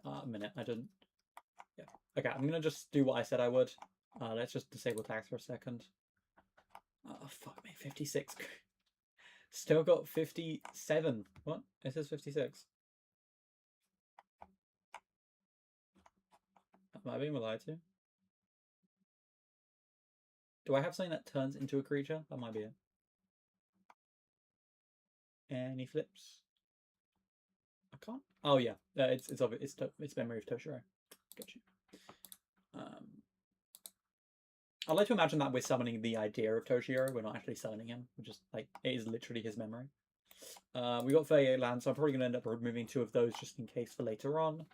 Yeah, we're on a roll. We're on a roll. I'm sure. Oh, fuck me, there's so many. I'm sure we'll get there eventually. For now, though, to ease off the pedal a bit, let's switch over to videos.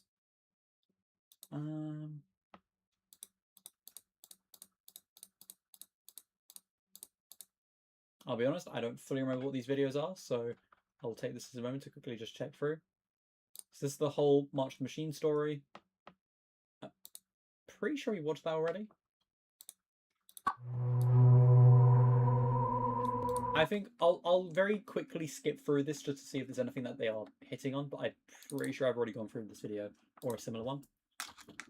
March of the Machine is marching towards your Oh no, it's like all of Phyrexia's story, not just specifically the complete story. GS, and now is the perfect time for you to catch up on the story of this set. There were 18. Okay, first we got Obi-Wan. The heroic planeswalkers of the Gatewatch hatched a scheme to infiltrate New Phyrexia and decimate their invasion tree. This by using the Silex at its base. They, however, planned like Kaya and Elspeth. The invasion tree had already connected to the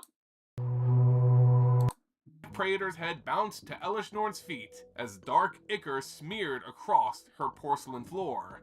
Servants would remove and process the corpse. One mustn't waste perfectly good parts. Yeah, I don't think this one's worth it to watch. I've already watched a lot of this. Maybe.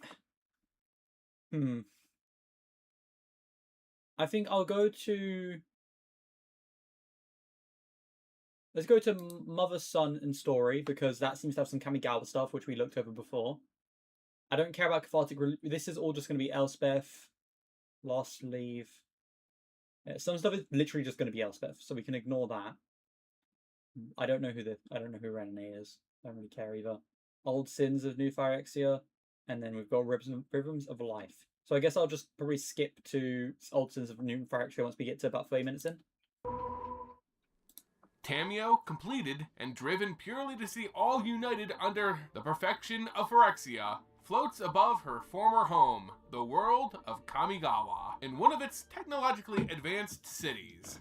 Advanced in the eyes of the unpure, sure, but in completion, all are unified and will truly become advanced. Their lights and trinkets now are meaningless. Tamio had always been a keeper of stories, a writer of the chronological history of the multiverse. Those stories now lend her strength through the magic they weaved. In her hand now is a tome bound by iron. That is a pretty bad timing to to tell me that.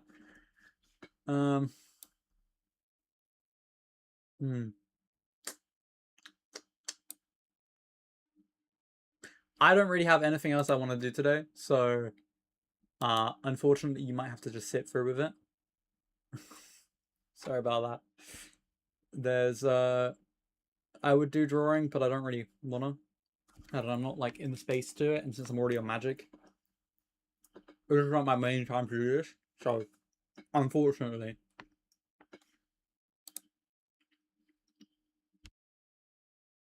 Sacred parchment she swore never to read again. A story she had sealed from her mind. Now, she would unleash it, as the misguided kami of her former home attacked her in vain. Lesser stories that no longer held meaning to her protected Tamio from their onslaught, as she continued to read the story aloud. The wizard Urza creates an heir from pure, unvarnished metal. He names him Karn. The same spark of creation that birthed him burns brightly in his breast. Karn too must create. As a sculptor chipping at marble, he shapes his world. When it is done, the creatures named and granted boons, the climate carefully crafted, the earth shaped and polished. He appoints his own successor, Memnarch, to oversee it. She watches over as Phyrexian agents attack the world and bring it to heel. Trains careen off their tracks. I don't really get the benefit of the story thing. Is it just a way to show off Phyrexia? You know, maybe if I just watched the first, 20 minutes of this, I would have known, but who cares? Black oil drips and darkens the rivers, completing both fish and those looking to catch them. The kami run. Oh, no, I'm pretty sure it's just as simple as her stories probably affect the reality, because she's a planeswalker. So she's probably quite literally changing the plane into the same plane where, Phyrexia is. That makes more sense to me now. And scream in anguish, the soul of this plane, as they too find their ends. They vanish in a puff of impossible smoke as Phyrexian lance meets their incorporeal bodies. Soon, the entire city basks in the fog of dead kami. Even the tree tying the physical and spiritual worlds together. Completely lonely and similar. I did notice that you did say completely.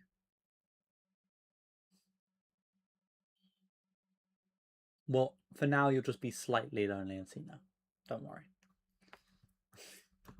Bozaiju is shattered, its bark splintering and dripping the same ichor that now covers Tamio's tome. More kami burst forth without a home, and more fog clouds the sky. A part of Tamio, nestled deep in her mind, feels their pain. But this is what's best for Kamigawa, a world torn by endless wars. With Phyrexia, they will finally know peace, as she does. Still, her story continues to be read aloud. Memnarch, the heir's heir, is a copy of a copy, a faded image of Urza himself. It longs for the power its grandfather wielded as easily as a poet wields a brush. It longs for its parents' ability to create. It longs to see more. Over years, it plucks life from this plane and that, settling them all within this garden, waiting for the flowers to come. And they do, but they aren't the flowers Memnarch expects. These bloom in black oil. Their choking roots wrap around that which is alive and whole. Soon, the whole garden... God, Memnarch is such a Moron. Sorry, I just don't like them. Garden drowns beneath the oil. The heir returns to discover his home has been torn asunder. The scroll itself becomes oil in Tamio's hand, dripping between her fingers. This is how the story ends, and how it always ended, with Phyrexia's victory. The planes are under attack. The surviving planeswalkers pivot to Plan B. Hold on, does she have lightsabers? Are they purple because she's black? Is this just the same as... You don't know, man. Originally, Kaya was set to defend Ravnica with Teo and Ralzeric, but they were both skilled, with Ral having made a contingency plan. Just to clarify, I mean it because of Mace Windu, the like one guy I remember from the main the main Star Wars story was black. And anyway, I might explain myself. For Ravnica's defense. Instead, Kaya joins Kaido on Kamigawa. His message seemed urgent. The Phyrexian attack there seemed brutal, and he was without help. The Wanderer was still wandering, it appeared. She planeswalks to a world under siege. Giant Phyrexian monstrosities tear down buildings, while quick, horrific dogs run rampant through the streets. Kaya uses her magic to phase through the rubble, helping a little boy and his dog along the way, all before bumping into Kaido, already covered in blood and oil and sweat. They know their target. Tamio is above all, commanding both troops and reading a story that's twisting reality. This tome would ensure Phyrexia's victory on Kamigawa. If they have any hopes in staving off the death of this plane, Tamio must be removed. Kaya is an assassin, but this is a friend they're talking about. Kaido volunteers for this unsavory job. This is personal. Kaya is to gather up willing Kami and aid in this attack. This has to end. As Kaido prepares to climb up the barks of the now... I can't lie, I get it's pretty cooked to, take out your friend or whatever, but I feel like in a real world setting, a lot more people would be willing to kill their friends than they would think at first. They're a lot more willing to sacrifice than they make believe. Unless they're gay. Shattered ancient tree of his world, he feels the small tug and meek voice of a child, the boy Kaya had saved. It was a little Nezumi, a rat folk of their plane. He asked if he was going to fight the woman floating above them. Ratatata. The Nezumi began to cry, weeping that it was his mother up there. She looked wrong, but it was her. Kaido had heard of a family mentioned by Tamio before her corruption, her child in heart and mind. His name was Nashi. This was Nashi, pleading for his mother's life, though Kaido wasn't sure there was life left to save. Despite the odds, Kaido listens to Nashi's plan. Poor Ratatata. To have him simply talk to his mother. Maybe it would jar her from New Phyrexia's hold. Who knows? Stranger things have happened, right? With Kaido protecting him from behind... Man, this kid is so gonna die, or he's gonna get transformed. Like, nothing's gonna go well with this idea. Like, I don't know why they even attempt it. Nashi approaches his possessed mother, talking with her like he had on any other night. She would just share stories with him before bed. He pleaded with her that this wasn't who she was, that she was being controlled by... Sorry, just the way that he worded that, it just suggested that this kid frequently pleads to his mother. Someone else.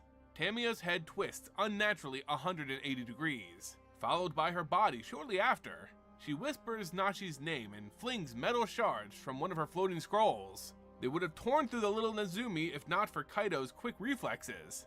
Tamio's voice is like the screeching of 1,000 cicadas, chittering about, wanting nothing but peace and happiness for Nashi, to share the perfection of unity with him.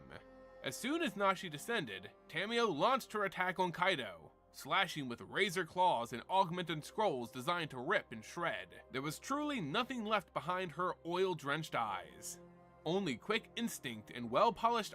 Very pleasant. Also, must say, that fade is unique. It's delicious. Great fade. Whoever his barber is, I want to meet him. Armor stood between Kaido and certain death. Tamio grows frustrated. Why rebel against this gift? Against everything he's ever wanted? My question is, why is it cut up like that? I can't say much, I've got a bit of a weird haircut, but like, why is it just and then oh well. Also, he looks like he's gotten complicated in this picture. Like, that's like with the amount of metal that covers him. Let her family come home to Phyrexia, But Kaido is fighting for more than just himself, more than just his family. He's fighting for everyone, everywhere. His sword glances between scrolls and This motherfucker's an anime protagonist. tomes as he deflects shard after shard volleyed at him. Tamio grabs him by the feet as he dances and jumps from another strike, dangling him high above the ruin that was once his home. He uses his blade to cut free the fabric Tamio used as a hold and fell. He found soft purchase, however, as a friend finally arrived. It was the Wanderer, his emperor, joined by Kaya, and they all His crush. now rode upon the guardian spirit of Kamigawa, Kyodai, the kami bound to the Wanderer destined to protect this plane. Tamio faces the Wanderer, whose graceful dance eludes even the... Random question. Is it known why she just turns white and blue constantly, like just switches between them? Are the bunny, whatever, the moon people, are they just like multicolored or something? Or am I just missing something? Is it just lighting? The quickest scroll shard shot at her, using her blade in kind to deflect what she couldn't dodge. Tamio backs away and lands next to a now frightened Nashi, placing a cold hand atop his head. She pulls out a scroll bound by iron, the final chapter in this terrible story she's been weaving. Kaido doesn't know what follows, but whatever it was, it wouldn't be good. Nashi is too shocked to move from his former mother as her lips start to form words. The Wanderer screams out to Kyodai, the spirit dragon breathing its magical essence onto its emperor and empowering her. She screams out, "Get her ass!" Very clearly, she's the one who kills her, being that she is crying in this scene, but anyway. Her blade bathing in the white mana of the Guardian Kami. In a flash of white and the sound of galing wind, the Wanderer cuts low Tamio before a word leaves her lips. Tamio falls, as Kaido tried to shield... Sorry, that's a random mouse picture, but just had a sudden thought that maybe this was that same card I've got for, what is it, the instant? It's an instant, right? The instant, yeah, this one. But no, it's the Wanderer's intervention is about against Jin Kataxis. And I got it from Kamigawa, Dynasty, not from March of the Machine. Little Nashi from the site. A voice comes from the aftermath. A voice similar to Tamio's, similar to what her voice used to sound like, but it was rather distant and aloof. Faintly glowing characters of blue, words and letters of various languages began to pour from an ironbound scroll near the corpse of Tamio. They swirled and collected into the loose silhouette of Tamio. It explained in her life story, I'm assuming. A calm voice that this was the story of Tamio. The story... Man, I'm just too locked in. I can't help it. I know what they're going to say before they say it. Unending. A collection of her memories, bound in a tome to be released upon her death. It had hoped it would never have to be, but here it was, continuing the story of a planeswalker who collected the tales of the multiverse, totally freed of the corruption that took her physical form. All doubt of this memory's intentions were removed as the characters reached down to Nashi and embraced him, mother and child reunited. This was Tamio's final story in life, allowing herself to fall just to be with her family again, at least in some capacity. The final chapter of her story that should never have been read now had a much different ending. Rather than the victory of Phyrexia that she was trying to bring, it read as, once upon a time, there was a great evil, one that threatened to swallow the planes of the multiverse whole, unfeeling and uncaring, and infected the hearts of those it encountered. There was someone who fought against it. There was a protector in white. Kamigawa was still under siege, but there was now hope. Forces of the plane gathered around Elish Norn's planar anchor, prepared to fight for their world. The group took a moment to breathe. The war wasn't over, but at least they had this one small victory. That's nice. Alright, now we're skipping ahead because I don't give a shit about any of the rest of this. Because either we've already watched it on stream, or whatever, I just don't care about it. So now for the old sins of New Phyrexia and then Rhythms of Life. I must apologize once more. Sorry, Manny. Sorry that you have to suffer through this. I apologize.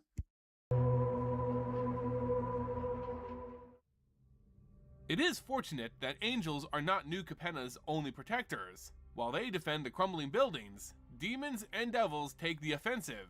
Working together is the price they pay to keep the inhabitants of this city safe. The youngest angel, Giada, wants to help, but she isn't strong enough to fight. All she can do is shout out to the others where they're needed the most, while Atraxa leads her army into Park Heights. The corrupted angel does not see the work of the Riveters. They're too small and inconsequential. They're beneath her. This would be her undoing, as an explosion ripped through the city and buildings broke free of their pylons and... I don't know what card this is, but I absolutely adore this like image of the claw reaching down at this standard individual from the plane, and it's like it's about to crush him. suspension systems. Angels watched as centuries of mortal work crashed down on Atraxa. The barbs of the invasion tree began to retreat back to their home, leaving a pathway open to a counterattack. Giada sees a portal to Theros' wine-dark seas, where the sky shimmers with the belief of its people, though the plane itself had no angels of its own. She directed the others to the portal, and the angels willingly burst through. They felt no fear, no hesitation, no regret. This is what angels do. They protect. There is one god on Theros who notices their arrival, the corrupted Heliod. He is too distracted to notice Kaya crawling up his carapace. Heliod isn't he the one that fought with Elspeth from last video, my tripping balls? We'll see in a second, I'm sure. That is, until she drives a dagger into his throat. The angels ensure no single drop of black oil touches the planeswalker as Heliod's sun sets. Kaya lands softly on the ground, and Ajani is there to meet her. I suffer for your 11 drawing images. I think it's a bit more than 11.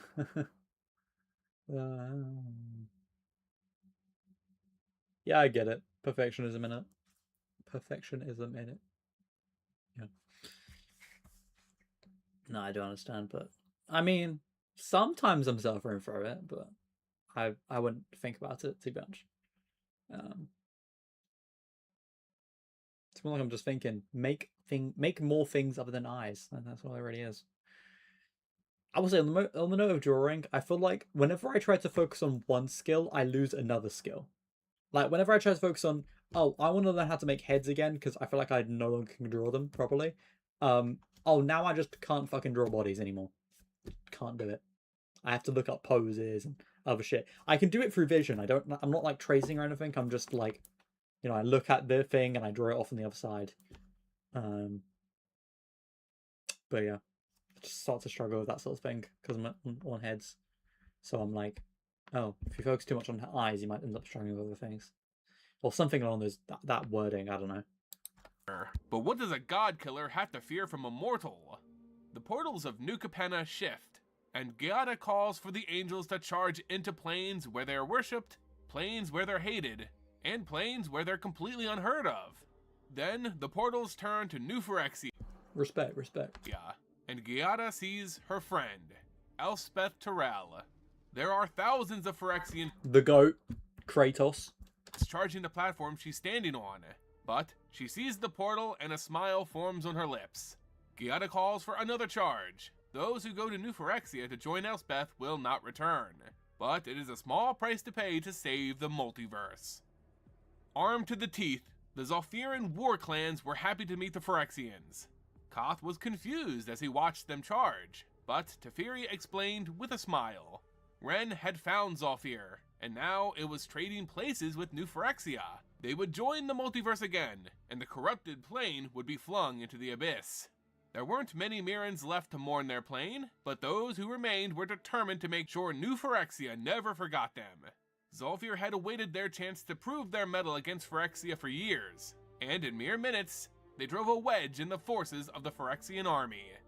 Teferi rides at the vanguard, magic swirling around him, slowing everything so his army can pluck weapons right out of their enemy's grasp. The Praetor Vorinclex leaps towards the Zalfiran army, but hits the wall of Teferi's time. Sorry, I just want to mention this. Every time I look at this chick on the side, I think of, you know the guy in Wakanda who goes, "You bald-headed demon. You bald-headed demon.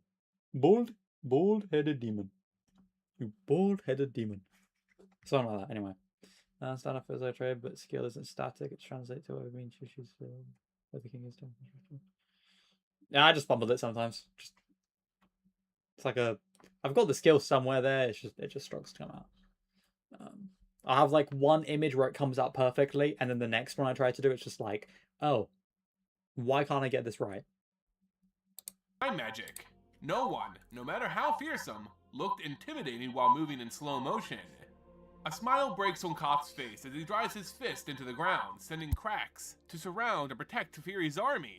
Chandra sends fire through the cracks, shielding and fueling the Ascari's burning weaponry.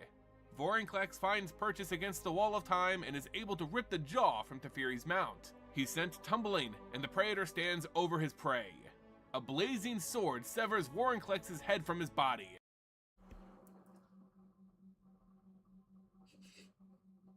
You bald-headed demon. I think I did an alright job at it. I'm assuming you have like an uncle, or even possibly an auntie, who talks like that.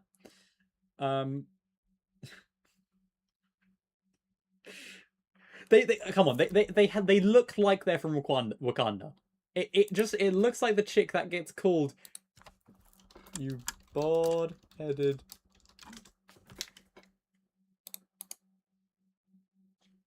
Can you really tell me that they don't look the same? Does this chick not look identical to the people in this scene? This one. Other than the hair, like ignoring the hair, the color scheme, the look, the outfit, it does help that it's basically just broken down into like key features of this group of people. But like, I don't know, I just can't not see it. That's the problem I'm finding right now. Oh. But yeah, no, I get that. It's more of it's less so stuff like shading. Like obviously your shading is going to go on to help you with other things, yada yada yada. That's more of like two different technical skills. What I mean more so is like when I spend too much time focusing on one body part, I just can't get the rest of them right. Either it's because I've improved that one thing to a degree where it can't compare, or it's because I like almost struggle with. Now my skills are more like my mindset is more linked up to the other forms. Oddly, no. Popular to believe the reality is contrary. It makes me wonder what you think I sound like. What do I think you sound like? It's a really good question. Let me look at a picture of you, then make my opinion off of that. Hold on. Oh no, you don't have your picture on WhatsApp anymore. Well, I definitely fucking think that you don't sound like. I don't think you sound like the guy who says you bald-headed demon. That's probably in a different area. That's probably not Nigeria. I'd imagine that accent is probably more common in like. I want to say Uganda, but I can't remember where that is. No, it's not. It's probably not there either. I'm trying to think of where, but anyway. With it, because I'm always reading your thing in my head or out loud, my brain just gives you a British accent. I know it's not correct, but it just comes out. Although there are a lot of colonized by British, so you probably either sound more leaning towards French or leaning towards British. Maybe Spanish-ish? Something like that would make the most sense to me. But maybe my mindset is like from 100 years ago or something. Severs Vorinclex's head. To be fair, I can see French. Unfortunately for your people, I can see French. Which one was Nigerian? Was Nigeria in British or French beneficiaries, or was it Spanish? Well, I don't know. I'll have to look it up. From his body, and an Ascari woman named Shella offers a hand to help Teferi up. He thanks the woman, but before he can get back to the battle, he notices a figure above him. At first, he's confused, and then he understands exactly why his friend, Elspeth, is here with them now. She told him to order his forces to hold off. I love the fit. It definitely gives out like that Art Deco Nuka Penna vibe. I can't lie. Something about her arms make them look like puppet arms. Is that just me? It's like this specifically this arm. No, I like it either way. It's a great drawing. Jingitaxius, as well as Elish Norn, so that she could take care of a completed Nissa. The roof of the sanctum cracks above them as New Phyrexia and Zolfir switch places in the multiverse. No amount of Phyrexian armor could withstand the forces of mass and gravity. Smears of black oil are all that remained of those who were squished beneath falling metal boulders. Then there is Elish Norn, towering above even her war machines. Her porcelain armor pitted and torn away, revealing ragged sinew beneath it. She strikes Teferi. I mean, fair play. I don't know. Maybe I just get... I'm probably just getting self-conscious, to be fair, whenever that happens. Try accent. I'm so... Oh, I'm gonna give you the most atrocious Nigerian accent that I can even imagine. You bored-headed demon. Screaming that Phyrexia will never die. A volley of lightning, fire, ice, and bolts of verdant energy beat her back as she staggers, mouth open in shock. Clutching her wounded chest, she looked around and screamed at her forces, asking why they weren't protecting her. She was Phyrexia. The army stops, but only long enough for Jin-Gitaxias to speak up. From atop his giant war machine, he declared that new Phyrexia had evolved beyond her, but her scraps may serve some use. New Phyrexia had turned against itself, and then there was the boom of a planeswalker's arrival. Type shit. Man, fuck these guys. A badly wounded Ajani was there to defend Elish Norn.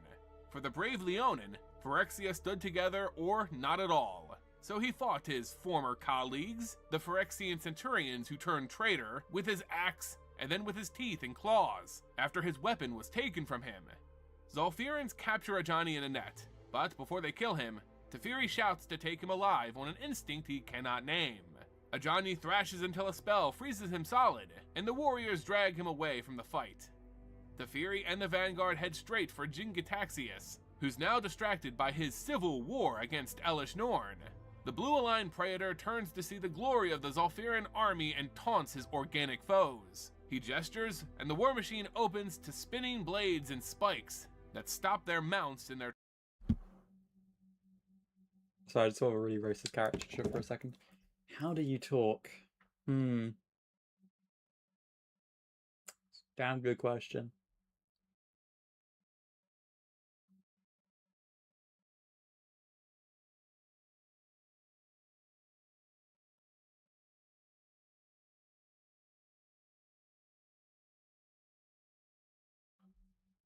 I don't know.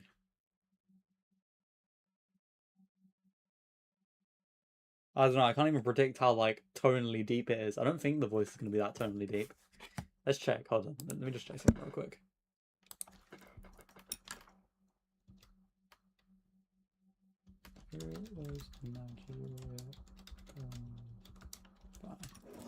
Oh, shit. It was Great Britain. Okay. I dropped my phone twice in a row. It was in 1962, so...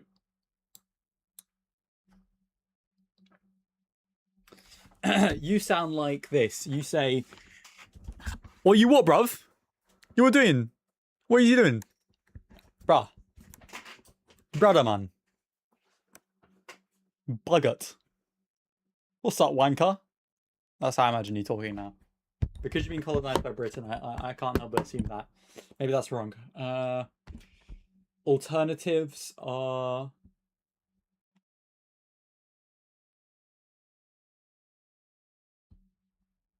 I don't know, there's going to be something that you emphasize more than others. I gotta assume. Everyone's got their thing. Chinese, the Japanese have like their R's become like other letters. There's going to be something like that. Like an I, maybe you intensify I's.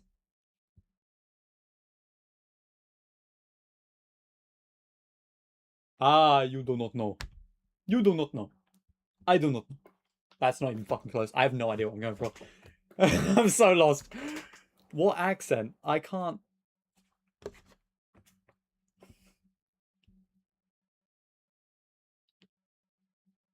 To like echo maybe? Like you give me like a...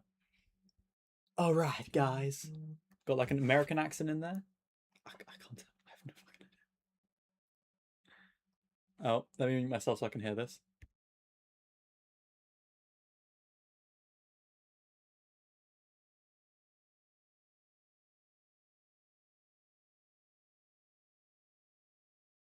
I'm sorry, man, but you sound like it. I'm so sorry, you sound like it. There's something that, like, I'm super emphasizing it, but you sound like a non-emphasized version of whatever the fuck I was doing.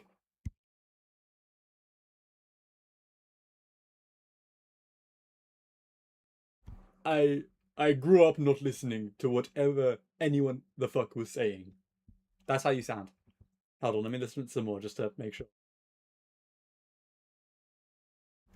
But it's just a way of saying it. Like, I can't. You like emphasize us.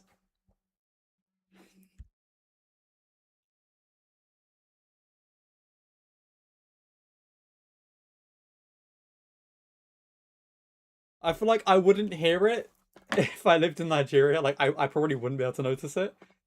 But I cannot help listening to it when I am hearing your voice. It is somewhere in your voice. Shit, wait, then there's a voice that reminds me of. Hold on. But I do not know. Where is it in your voice? What is this voice reminding me of? You bald-headed demon. I'm falling into the bald-headed demon thing. Holy shit.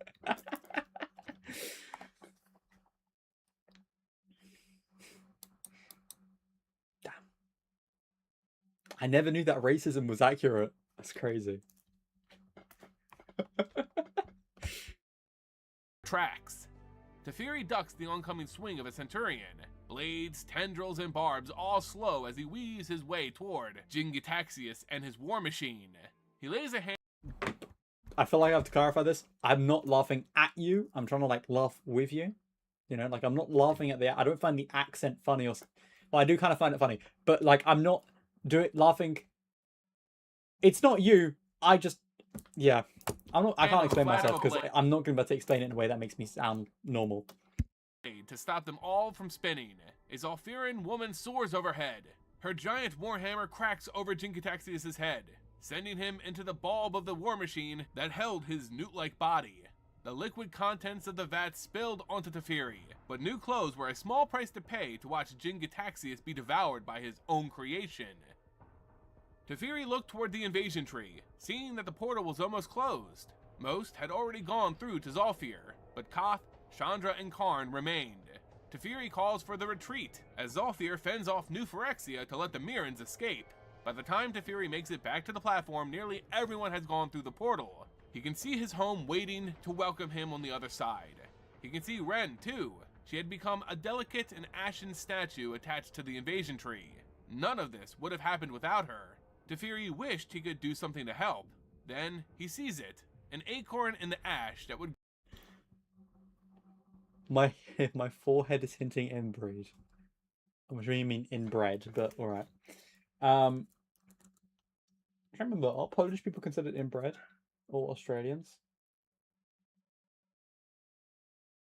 To my knowledge on Australians, I don't think they're considered inbred, but there's probably some inbred, like several generations before me. Polish people, I mean, I think they're not inbred because they're in a position unlike Britain where they have more opportunities to, you know, bang other people. But maybe I just have an inbred forehead. I think that we are truly all our stereotypes. It's crazy to the point where, like, so you know how Poland is considered like the samurai nation, and we've got a bunch of weeb shit. That we have a lot of people who are into anime apparently. I didn't fucking know that for most of my life, and I got into anime completely irrespective of it. Yeah, I still ended up down that entire rabbit hole. You know, the hardworking thing is, I mean, it's there. I'm pretty sure I consider, and most people consider Poland to be the Mexicans of Europe. But or the Brazilians. No, not Brazilians. Definitely Mexicans. Most stereotypes are true though. If someone tells you they're not part of that stereotype, firstly, they're probably fucking lying. And secondly, they misunderstand what stereotype means. Stereotype doesn't mean that like there aren't outliers. There are outliers of part of every group. Just not very common. Not at all. It's like you tell someone, women are really, women are generally quite short, and they say, but I'm tall, but I'm 5'8". Okay, doesn't mean that women aren't generally short. Grow as strong as she did on Zolfir. Teferi plucks the acorn up and puts it in his pocket, then turns to face Nissa with the remaining planeswalkers. Chandra didn't want to go through the portal without her, even though she hurled boulders at them. Chandra steps out from Koth's shield and dares Nissa to kill her.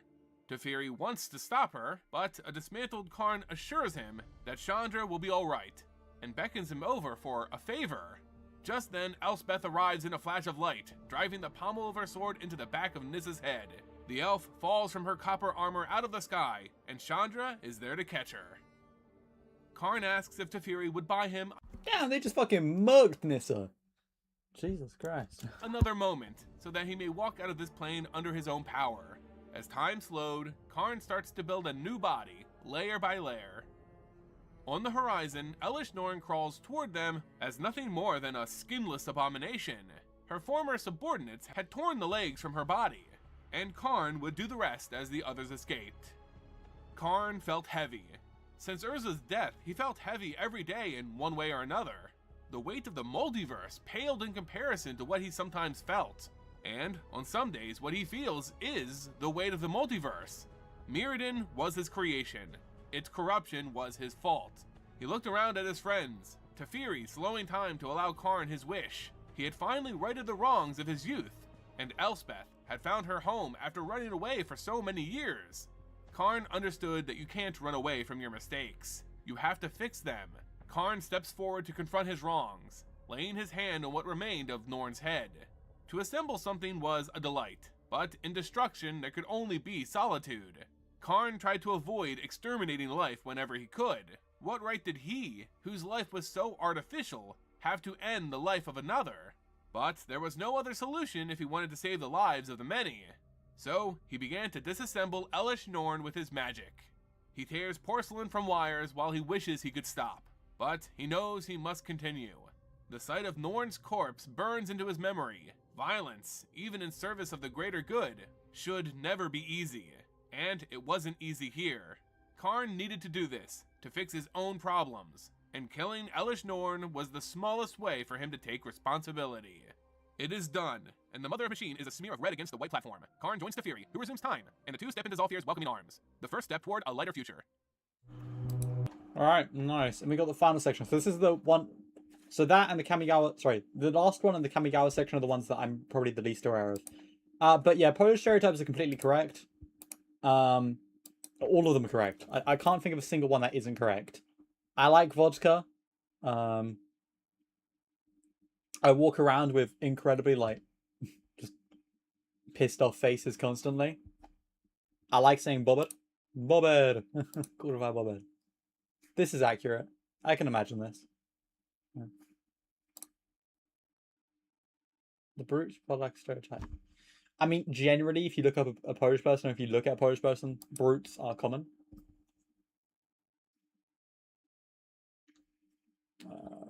Blah, blah, blah. Like, what is wrong here? What is wrong? I don't know. Lots of smokers, lots of drinkers. I love gherkins. I love pickled stuff. It's just, I'm inbuilt. It's inbuilt.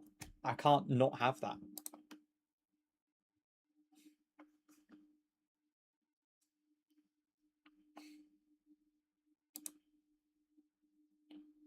The rest and what the fuck is no? That's not. That's a Polish plumber. Yeah. Also not uncommon though.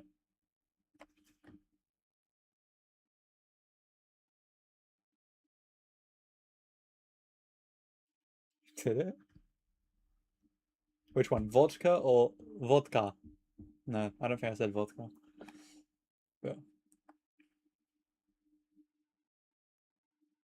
Oh, you did say that twice. Okay, cool. Self-perception, hardworking, materialistic, ambitious, loud, clannish, arrogant, aggressive, insincere, modest, athletic, and unintelligent. I've never heard of athletic, but I'm pretty chill with the rest of this. This will make sense.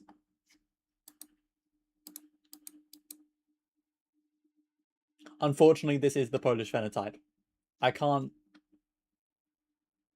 maybe it could be like a couple other Eastern European subcultures, but if you tell me it's Polish, I believe you. I will believe you, unfortunately.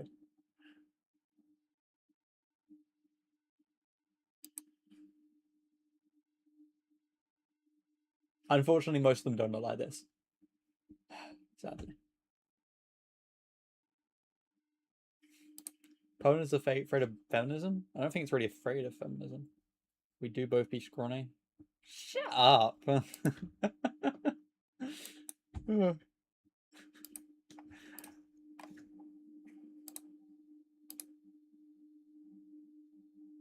How people view me? How people view me after I'm Polish? Kurwa! Pierdalaj stąd, ty gówniarze. Pig. Polish people in Eastern Europe. 96%, 0.1, 0.1, 0.3, 3.1, 6.5, 2, 0.1, 0.00, 0.01. Interesting. Very interesting. I just can't think of any of these. This is real, by the way. Just so you know, this is real. I'm gonna say it because it's on stream, and I'm pretty sure it's not gonna. I actually don't know if it's gonna take me down if I say this. It's a really good question. It's not called, like, it's not literally in the street. It's the Polish word for that. I'm gonna say it for context. The word is called murzyn. There's also a cake for it. There's a street, cake, and cafe. As far as I'm aware, that's the only three I know of. There might be more, but that word basically just means the N word.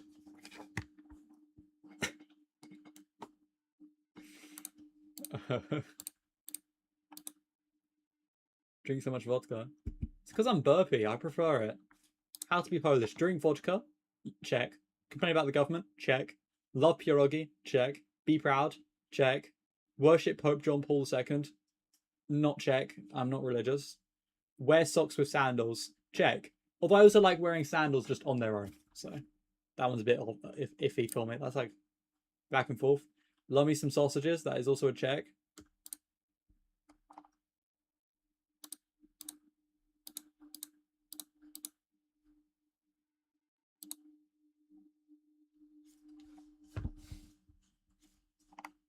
Speak Polish? I don't speak African because it's not real language.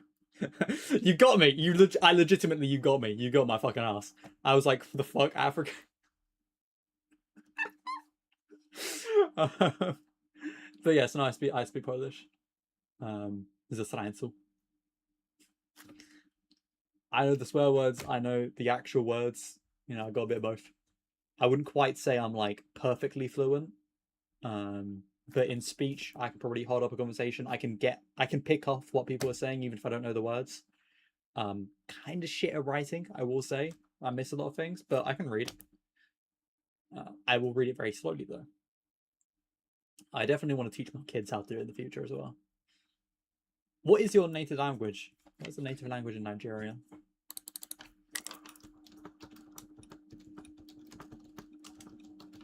What is the Nigerian native language? And I'm lost. So you don't speak Bantu? Oh, wait, no, that's not. Oh, it is Bantu, right? Or is that a different color? Is this Bantu? Is it North Bantoid? Man, I can't tell.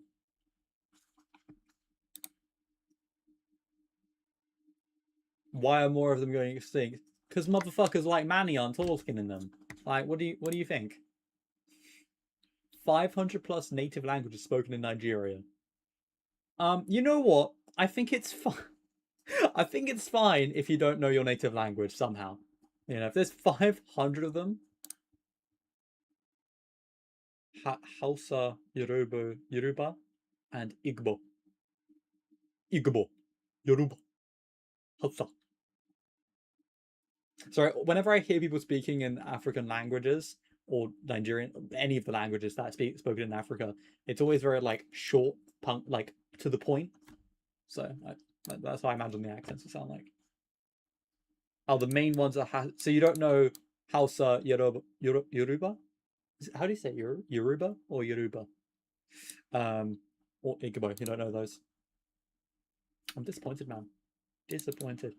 I want more stereotypes now. I want to know Australian stereotypes.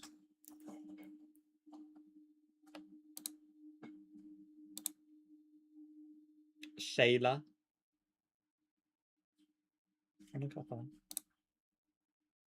The stereotypes are going to be true. 100% they're going to be true. People wear cool cats. Stereotypes. We love corruption. That's correct. I've heard fuckers in Africa say, I do not want corruption if I am not involved. If I am there, corruption is fine. But if I am not there, there could be no corruption. Something along those lines. Very dark. I mean, you are. You are. We will steal your money. Probably will happen. But that's also because, I'm not going to give excuses.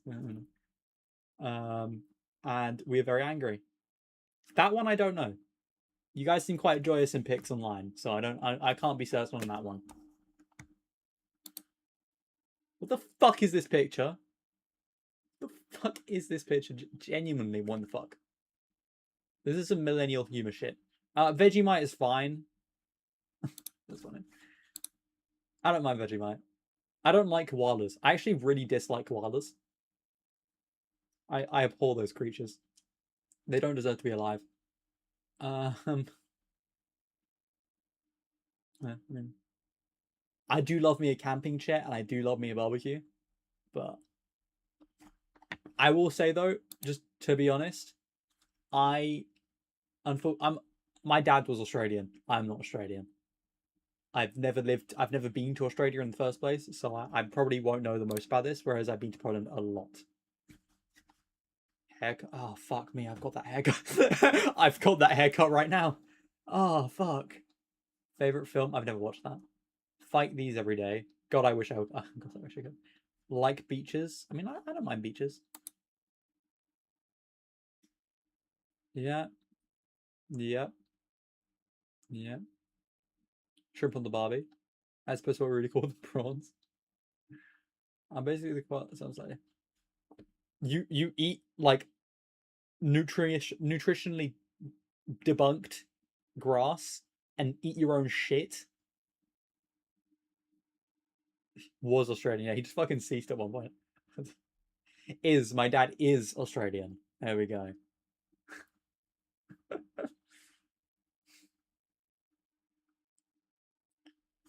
Koalas are disgusting creatures. They have to eat each other's shit to be able to eat their natural food because their natural food is fucking inedible. They also sound horrible. They sound terrible. They'll shit on you. They'll shit on your mother, your father, your sister, your lover, your brother. Everyone gets shat on. I just dislike them.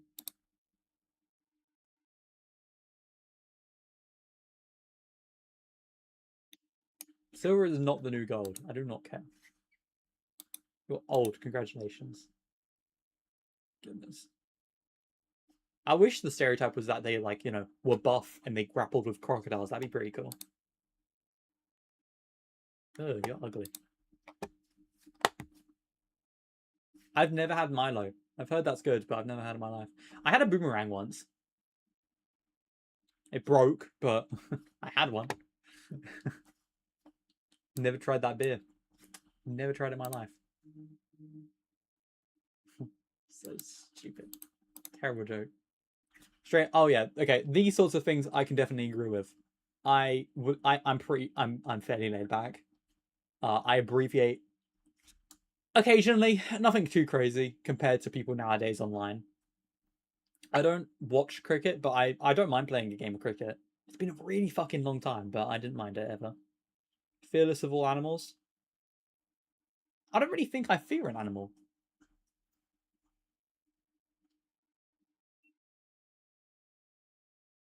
That's rough. I think for me, animals like arachnids are the only animal I can say are like maybe I'm scared of. I just feel tense when I'm around them. I can still like pick them up and stuff. I like snakes. I've not been around enough wild animals. That's the problem. I did see a snake in the wild a bit ago. Apparently killed someone's dog. But when I was with it, it kind of chilled. So it was whatever. I just can't think of it. I don't think I fear an animal, to be fair. Maybe like ones that I know will outright kill me, but I need to find out if they're going to kill me first. Like, I'm probably going to be scared of a polar bear if it starts charging at me at fucking Mach 4. But maybe, for like most other things, I probably won't fear it. All trains know each other? No. And I think I do know how to surf. This is true. I know how to surf. So, it's not inaccurate, to say the least.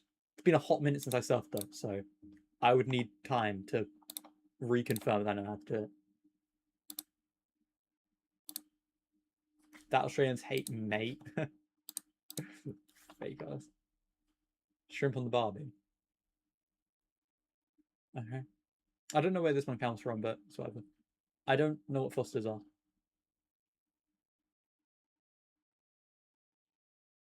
The fucking goon bag. Having a pet koala wrestling crocs and anything. Okay. Damn.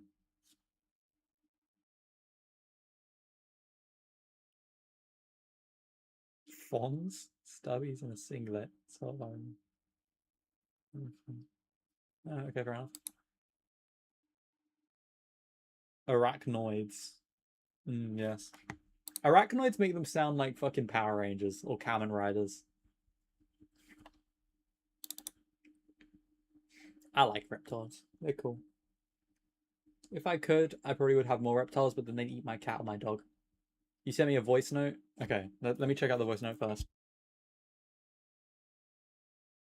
Also, I'm aware I keep muting myself at the wrong moments.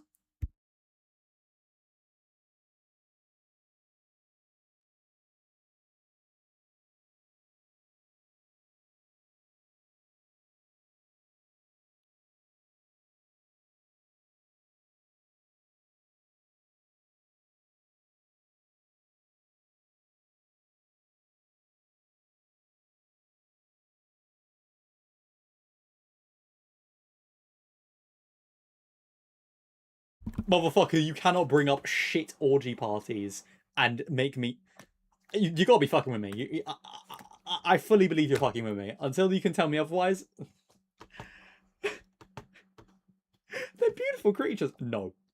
No, they're not. They're ugly as shit. And they eat shit. They're covered in shit. Disgusting.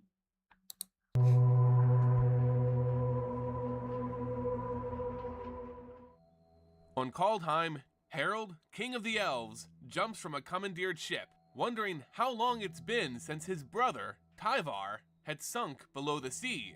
How long had it been since Koma, the Cosmos Serpent, completed by Phyrexia, dragged him under the water?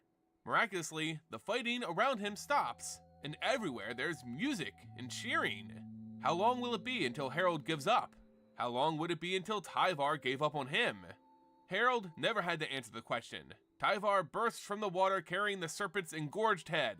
He smiled, slapping its surface. Sure, his brother could see him. Harold doesn't often cheer when met with a boast he cannot match, but today, Harold was sure to make an exception. On Kaladesh, Pianalar braces for death. Her only weapon was a shard of metal she pulled from the wreckage of a plane. On a platform above the Aetherflux reservoir, she was surrounded by Phyrexian soldiers. She watched the whirling blade coming at her. If she could push the hunk of metal off the platform with her, maybe she'd buy a little more time for the other survivors.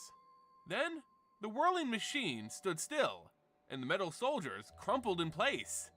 Hope blooms in her chest as she sees all of Giapur covered in Phyrexians falling apart. Even their warships plummet from the sky. They've somehow won. Pia doesn't understand how this is happening, but she suspects Saheeli will fill her in later. What she does know, and has always known, is that she can trust her daughter Chandra to get things done. She, no doubtably, played a role in Phyrexia's defeat.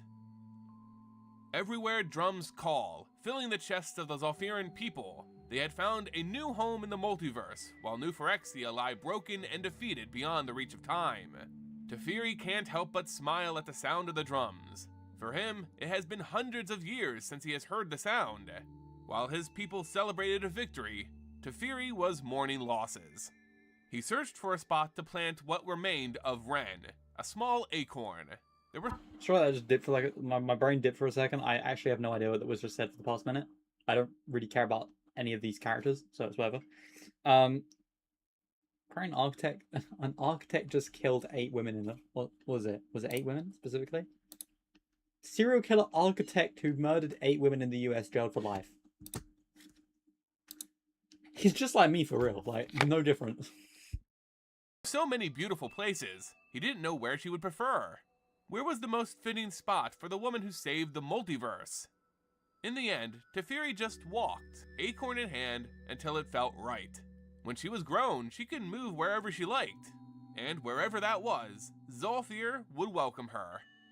Teferi plants her on a grassy hill overlooking a town, waters it, and sits down next to... Literally, man, if you put some moisturizer on, get some exfoliating cream, maybe get another shave from the village barber, I think you'll look like you could look like this guy, low-key. Looking majestic from above. I believe in you. The little mound to mourn. In the village below, flutes accompanied the drums as the Zolfirans taught the Mirans how to dance to the song. After he is content with taking care of Ren, Teferi joins the festivities. He had lived for centuries without these people, but to them he was only gone for a short while. This place is his home, and yet it isn't. He needed to learn to make it his home again, make friends again. In the wake of the Phyrexian War, that seems an impossible task. A pain pricks in the corner of his eyes. It's tears, as he watches a Mirren attempt to play the Zolfiran flute. Teferi allowed himself to weep, tears for his lost years. Tears for Karn and his lost past. Tears for Nissa and Ajani and all the others who may never wake, now that New Phyrexia... Damn straight, my boy. I believe in you, 100%. Ride or die. Nah, for sure. For sure. had fallen. Tears for those who cannot join the dance by the fire. In the dead of night, Teferi gets to his feet and leaves the celebration.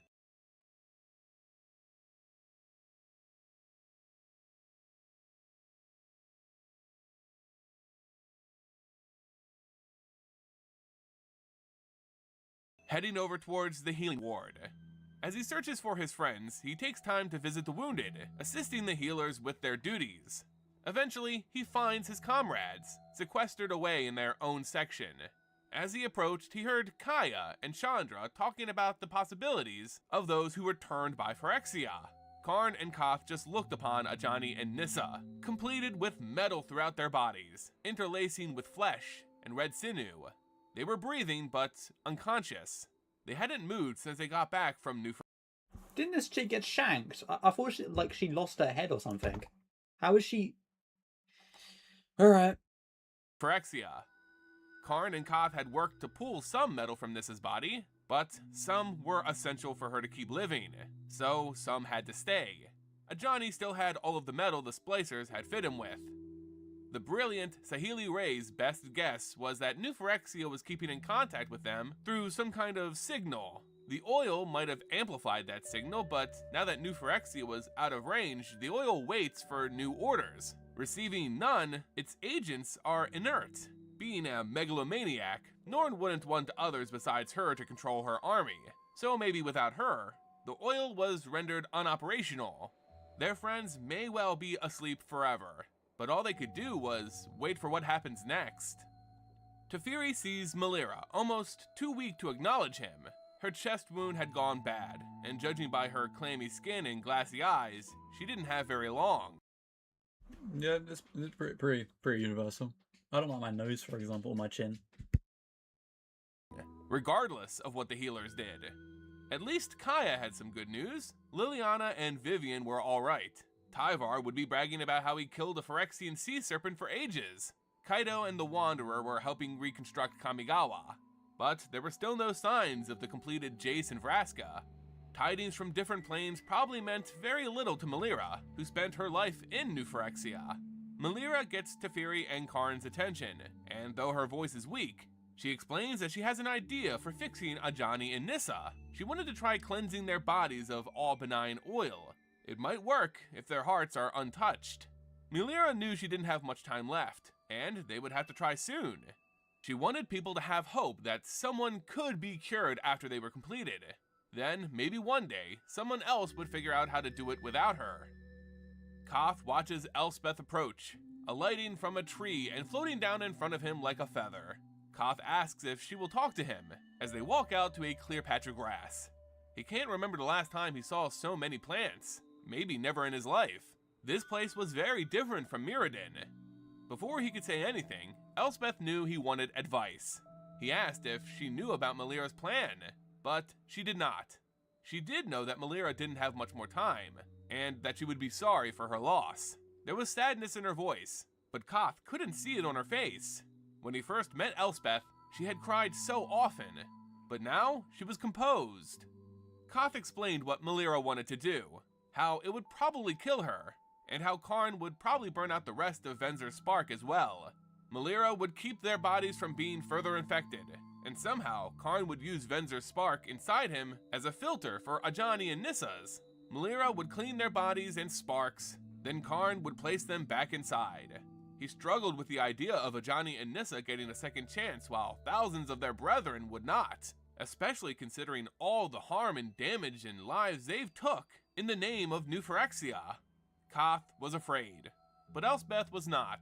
She knew that everyone chose. Is he an idiot? Oh yeah, the mind-controlled guys. Yeah, how dare they get another chance? It's not like they, did anything. It's not like they did those things consciously, like they wanted to do them. Dumbass. Their own fate in the end, and Melira was choosing the end that she wanted for herself. Koth didn't know what they would do after, how they would send off Melira in this soft, lush place. There were a lot of new customs here, and the other Mirrans would have to get used to it as they attempted to make Zolfir their new home. He was more grateful than he could express to have a new home while his was destroyed, but still it would be a difficult transition.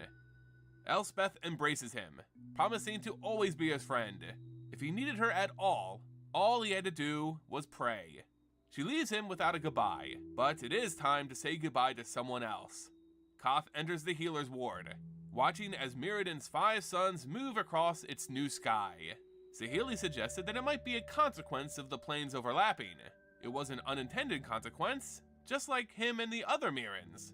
This place isn't their home, just like it's not the Sons of Mirrodin's home, but at least now it had a little bit of home in it. Melira wanted to be outside when it happened, so they carried her along with Ajani and Nissa in cots out to the grass. Teferi forms a small time bubble around them, and Koth lays Melira down between the 2 completed planeswalkers. Karn stands over them while Teferi takes a breath, giving them the space between 2 heartbeats to save their friends. Karn reached into their metal bodies and pulled out something shimmering and bright. There's a boom, and the 2 orbs Karn had been holding are gone. Melira begins to glow and it spreads through Ajani and Nissa. Another boom brings the orbs back to Karn. One pure and one crumbling. Teferi's heart sinks as Nissa's orb flickers and holes form as shards of her spark fall away.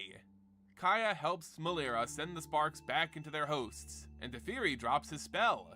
Ajani's good eye flutters as he sits up, asking where he is. He slumps back to the ground exhausted, after processing that he's on Zolfir. Now Karn slumps over. The lights within him dimmed. He said he felt lonelier, that he would miss him, referring to Venzer, who had this entire time lived on in some way when he gave his spark to the golem. But now that spark had been exhausted, Venzer's final gift. Koth checks on Melira. She's gone. Kaya, Karn, and Teferi throw their arms over Koth as tears take over. Next to them, Chandra shakes Nissa. Maybe it was too much to hope for. You could spend every waking moment laboring to further a cause and never see it come to fruition. Wanting something so badly it threatens to break you doesn't mean you're entitled to it. And yet sometimes, the tension on Chandra's face melted to pure happiness as Nissa embraced her. The 2 share a kiss. This is what they all fought for, what Melira died for, why Karn gave up Venzer's spark, why Teferi spent hundreds of years trying to restore his home. This was life. The story has come to a close for a new. I don't give a shit about the rest of this. I did not know that Chandra was gay. But also, just a random thought. No, I was gonna say something really homophobic. Never mind. Okay, that's the marching machine over. I kind of want to watch something else though, but Manny will implode, so I won't do that. What else is there to do then? What else is there to do? Actually, I want to look up what Nissa looks like normally. Nissa MTG. So this person is dating Chandra. Is that correct?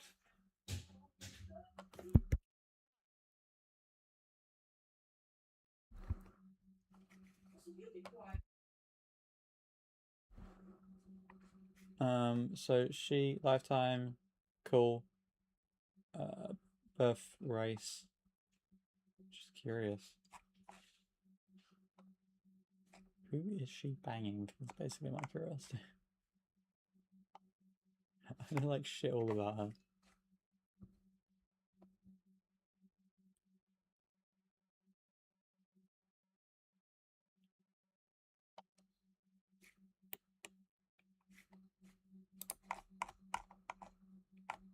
Huh, interesting.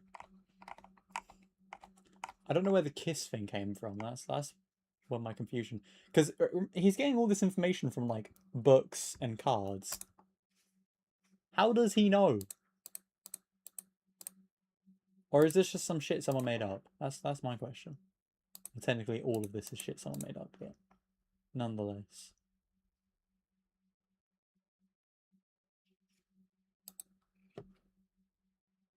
Oh, they're like holding hands and shit? Okay, that makes sense. Never mind.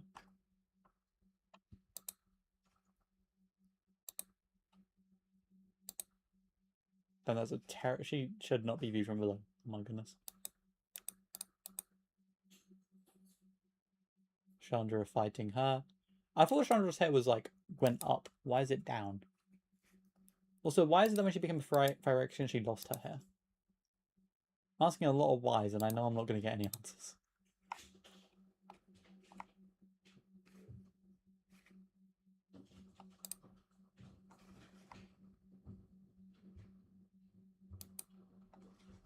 Okay.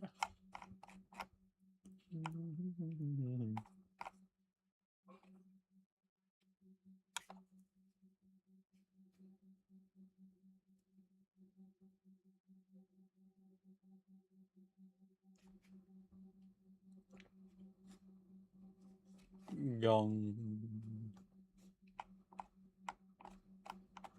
Oh, there isn't just like one writer, there's like 20 different ones that keep rotating. Okay. But I guess Dog Bay is like the main guy.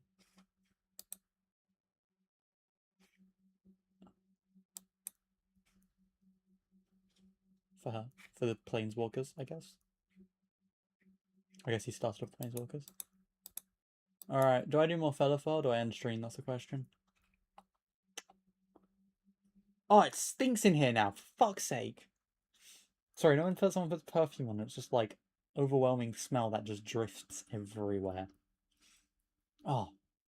Oh, that's frustrating. Okay.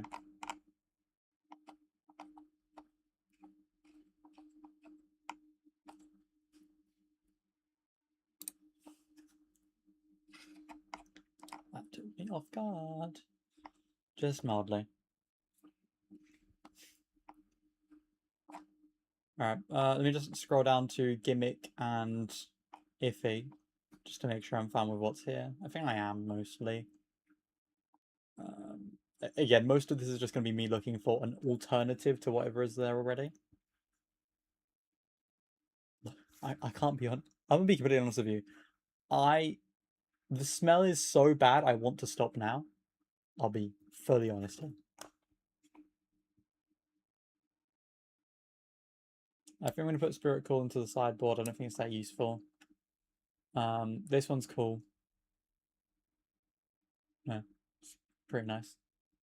don't think there's a reason I should remove the rest of them, even if they are gimmicky. Flies wise, I should probably just leave them as is. I mean, I have no real reason to go for flyers and just go all in on them, because I have other ways around flyers, but they're nice to have.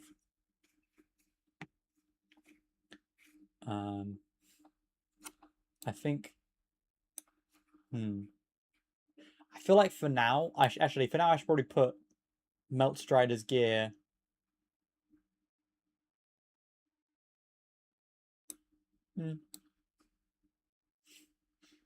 I'll see how it is for a second longer. I think I'll put this back into the sideboard just because it's an equipment to give reach, but like I don't really need much reach to be given to others. That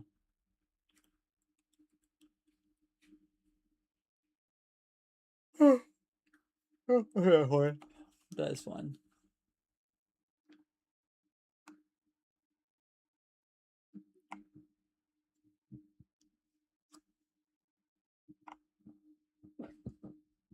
These three have to stay because they fit my deck the most in terms of the felothar aspect of it. They're like the best for it. It does help. I think these two are the best for the both having sacrifice and both having counters, but this is also pretty good for the counter effect, which fits in with the instants and sorceries. I don't really want to remove these. I think the only one here I'd want to remove is her because she's ugly. That's it. I don't like the card. I don't like how she looks. When I begin life for the first time each turn, it becomes prepared, and I can make an opponent lose 2 life for 1 mana. Like, it's... Problem is, it's too good to not have, you know? Like, it's just objectively a good card in this deck. It's really annoying. In a good round, I should be earning life pretty much every turn. Or at least, like, every couple of turns. So, unfortunately, I've got to keep it. I think for everything else here, though, they're all really good. Like, Blood Artist and Venerated Stormsinger are basically the same thing, but they're both spectacular. Now, Venerated is 2 mana more.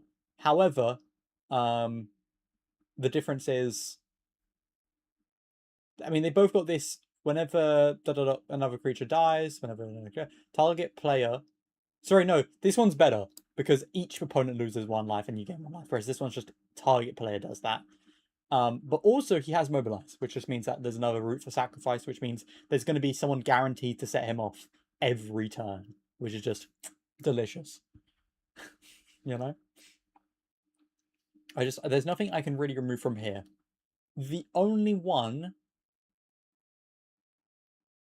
that I might remove is Zealport Cutthroat, because it's whenever my creatures or another creature I control dies, each opponent loses 1 life and you gain 1 life. And the only reason that's worse is because it has to be my creatures, whereas these... Sorry, no, this one is every card. So, technically speaking, Venerated Stormsinger is an improved version of Zealport Cutthroat, and Blood Artist is an improved version of Zealport Cutthroat. So, like, they're both just better versions. I mean, I'm down to have both of them out. All 3 of them out, because that just means every turn I'm getting 3 life and everyone else is losing 3 life. So it's pretty chill, but yeah. Otherwise, I think this one's also something similar.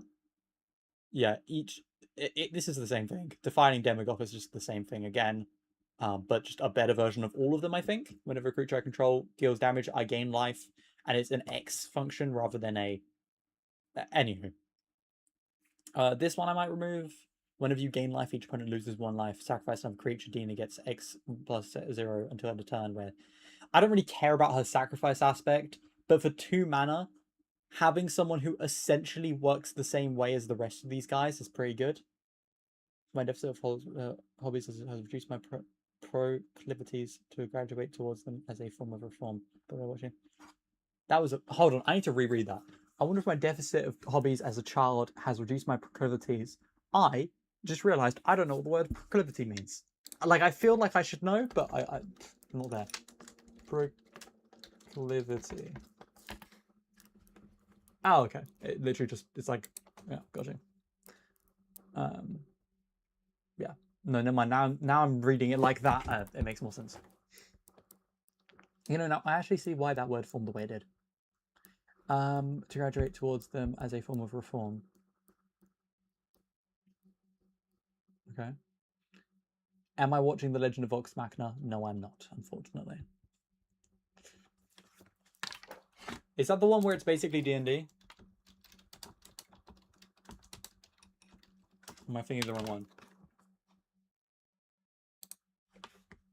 I hate this art style. There is a reason why. I fucking hate this art style. It pisses me off. I'm like, sorry, I say that. I am willing to try and watch it eventually. It just reminds me of all those shit shows and all this stuff. It reminds me of specifically Legend of Korra, Voltron. I enjoyed Voltron, and then they made it just unappealing to me.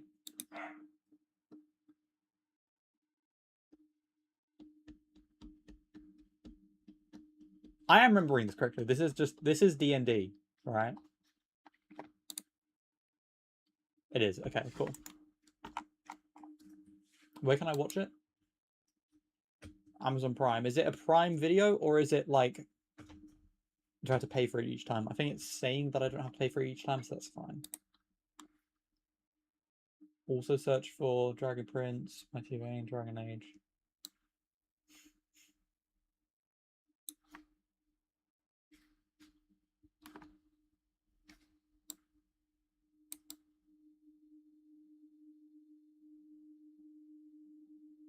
The Devil May Cry series sucks ass. I'm not watching that.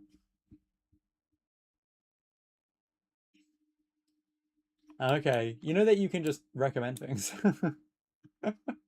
Don't worry at all.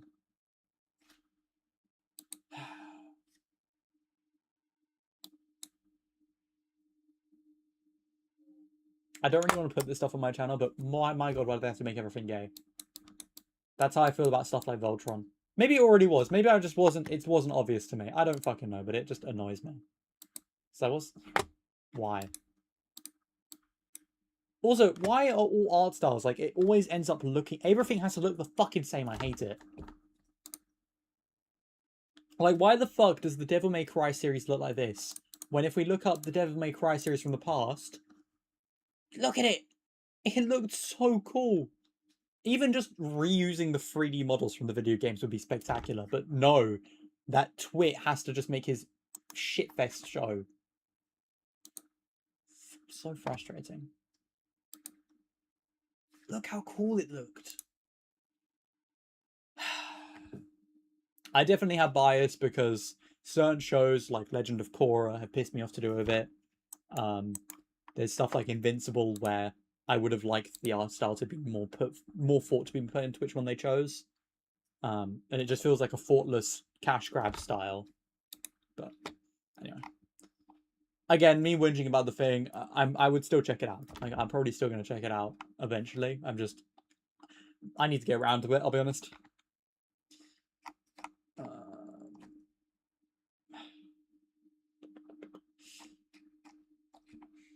Let's work for the top. So counters. I'm going to put you off. Death Touch. I'm going to put you off as well. Okay, let's do Destroy real quick. I think, you know what? I'm going to do Destroy and then... Yeah. That's the plan. So, this is 2, but it has a debuff. Is there anything else with 2 that doesn't have a debuff for destroying? Artifact or enchantment. Target permanent. Ooh. Yeah, I think that's the best thing about it. It's like, I can just choose any permanent I want.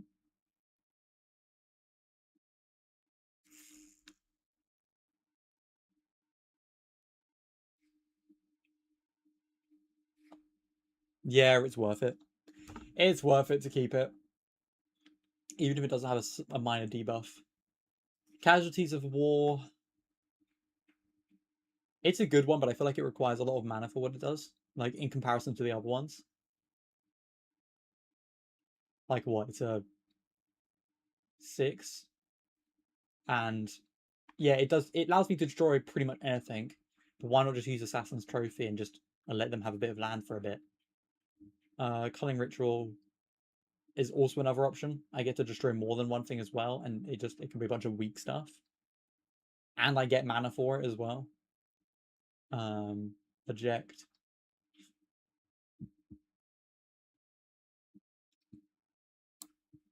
I don't like the fact that I can't move cards around. That also annoys me.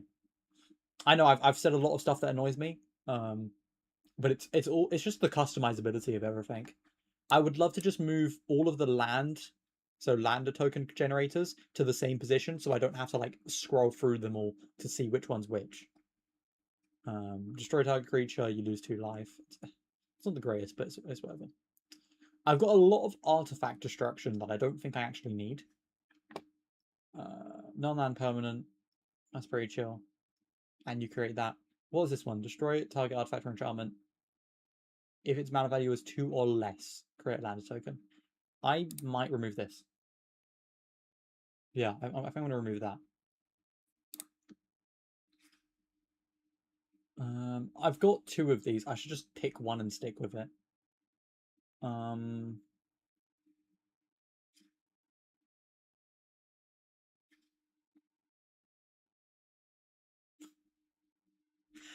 Fucking shit annoys me. And I know why they annoy me. And I can break them down. I appreciate that you notice. You know, that's what I should say. Oh goodness.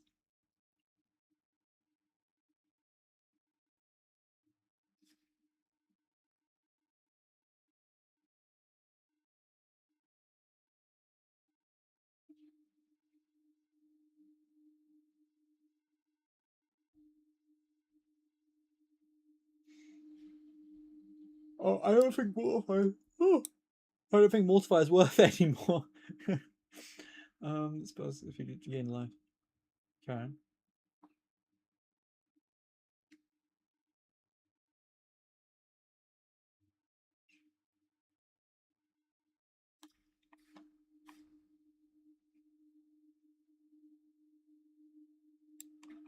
I don't think that's worth it anymore. I thought it was a good effect, but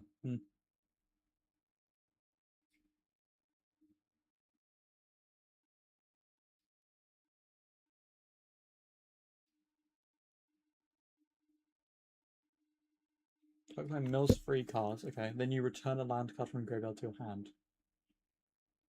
Okay. Destroy target non-creature land on land permanent with mana value 2 or less. Target creature gets -3 and -1. I don't understand. It's got too many benefits. And then Zuko.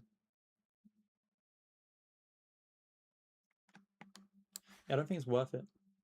Well, to be fair, it'd be nice to have an exile, so maybe I should just remove something that's like shitter.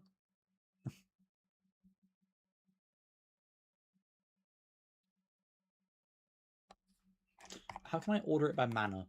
You know, that's probably what I should do. Sort by mana value. That way I can look at it more objectively. These are the 2 most expensive ones, so I should just pick one. I think the most logical one here is pick Final Act, because it's got less limitations. But it is an all effect. That's the problem. It's an all effect.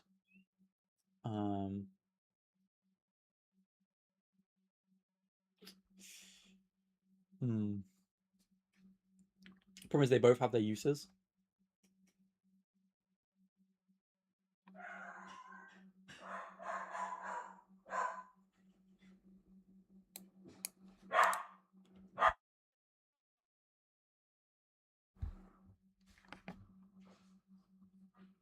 I should have shut my door. Hold on.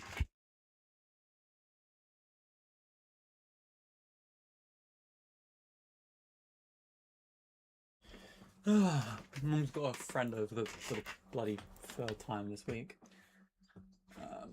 So my dog's going crazy. Alright.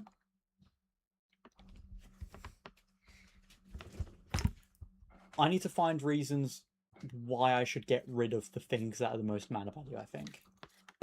Because I think Lucky Offering, for example, direct destroy artifact means that all artifacts from this point on, I should crucially be like, am I sure I want this?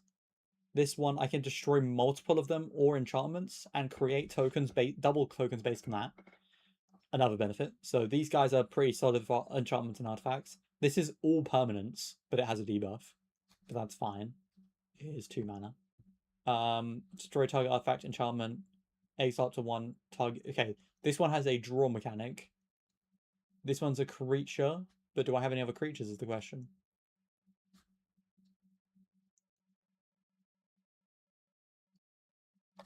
Oh god, now I'm lost.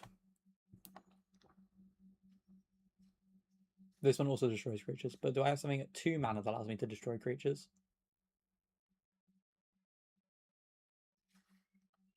Well, now I'm lost.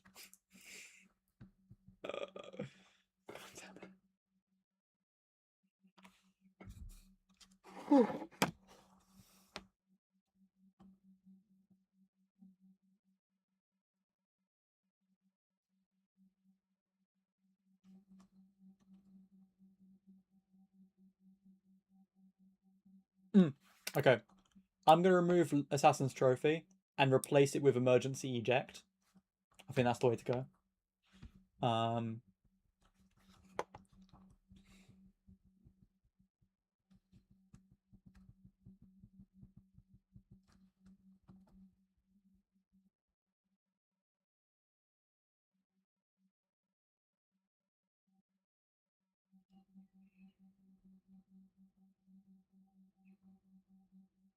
Oh.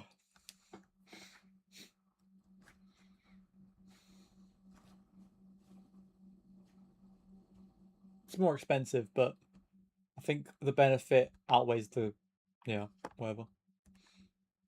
Because then it creates a limitation on the thing I give them. This one gives me life if I gain life. This one gives me life. This one allows me to destroy more than one thing if I sack it. This one... So I'm going to keep this one because it has a sack effect. There's the question about these two. I think...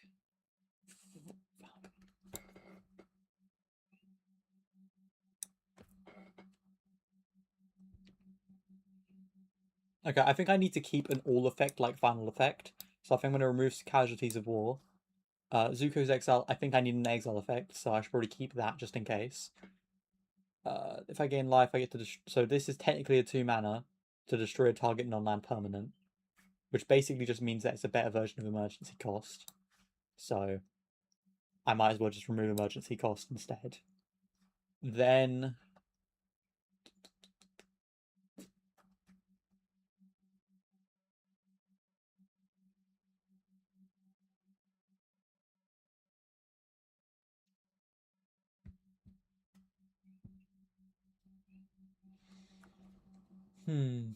I feel like I should keep the charm, keep the command.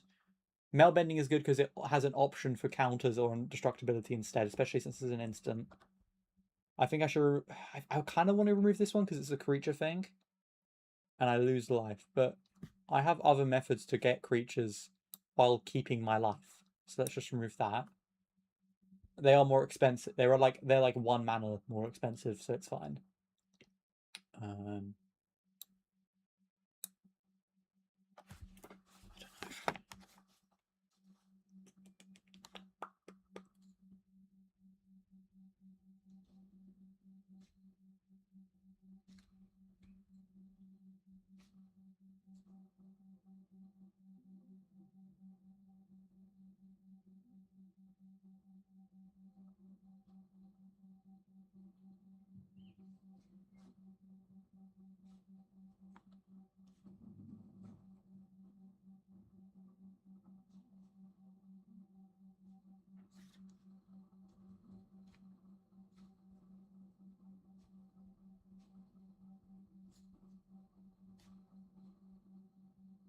Actually, let me look at the draw mechanic.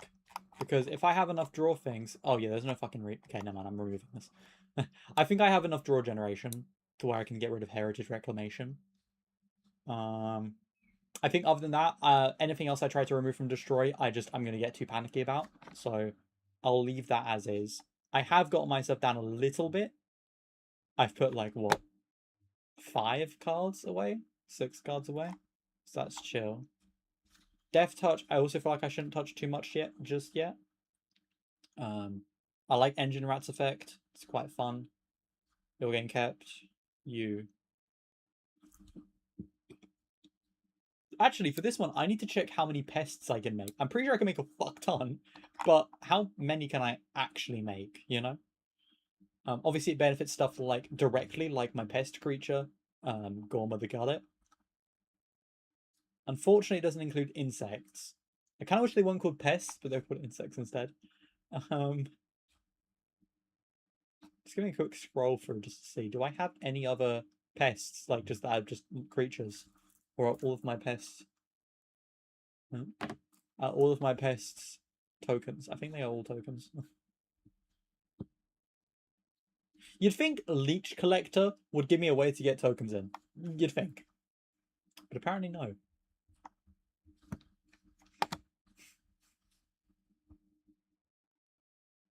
No, like Insect Shaman. Imagine if that was Pest Shaman. Or something, I don't know.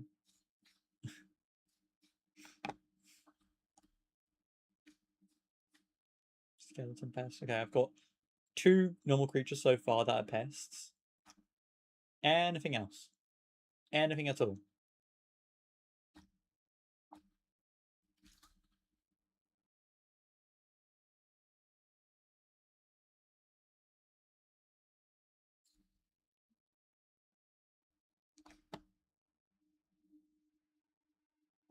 No. No, it doesn't look like I do. Okay. Well, fuck. Well, fuck.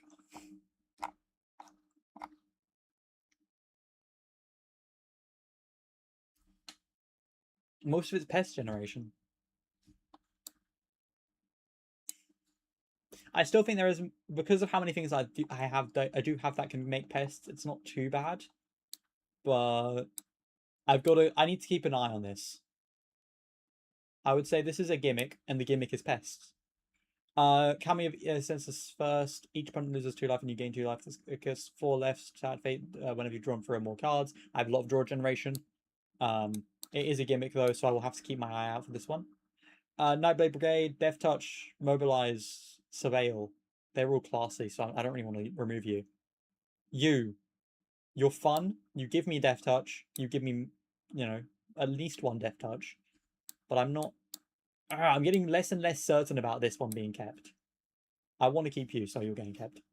You're getting kept. And you are required. If I get rid of you, I'm fucked. For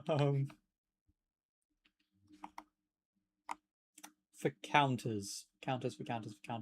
I like this one because I can pile up counters on him with stuff like felothar or this or that or ba-ba-da. And then when he dies eventually, I will get a new stack of counters to just throw at someone. So I feel like I want to keep it. Flying when this creature attack, because of how many methods basically I have to put counters on stuff, I just think it's worth it. Whenever it attacks, if you control the creature with a counter on it, each opponent loses 1 life. I need this. I need to keep this because I have so many counters. I can't stop making counters. That feels like a title of a video. I can't stop making counters. Also, my hair's getting puffy. My hair is pum. Dream Drinker. Whenever one will put onto it against Menace. Again, it's going to be get tokens pretty much every time, so I'll just have a lifelink Menace on my side. So I don't think it's not worth it, I think it's definitely worth it to keep. Origin is already there. I have a lot to learn. I think because I've got 5 lesson cards to my memory. I think I can keep this. I'll be honest. Plus, again, it's another thing that means that every time I'm sacrificing, every time I'm dying, he's getting stronger, and he has vigilance, which means he can be an eternal protector. I will say though, I do think this card should have had flying. Logically speaking, to me, he should have had flying because it's Ang, and he's on a floating fucking ball. How can he not fly? But anywho. Champion of Dusan. This one I also like the look of. I don't understand why it's so cheap.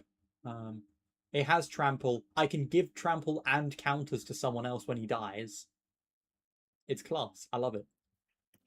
If it wasn't a sorcery, maybe it would be a bit more expensive, but it's a 4/2 for 3 mana that has trample and has a method to exile itself to give someone else trample encounters. Why wouldn't I want that on my deck that has methods to just blow someone up,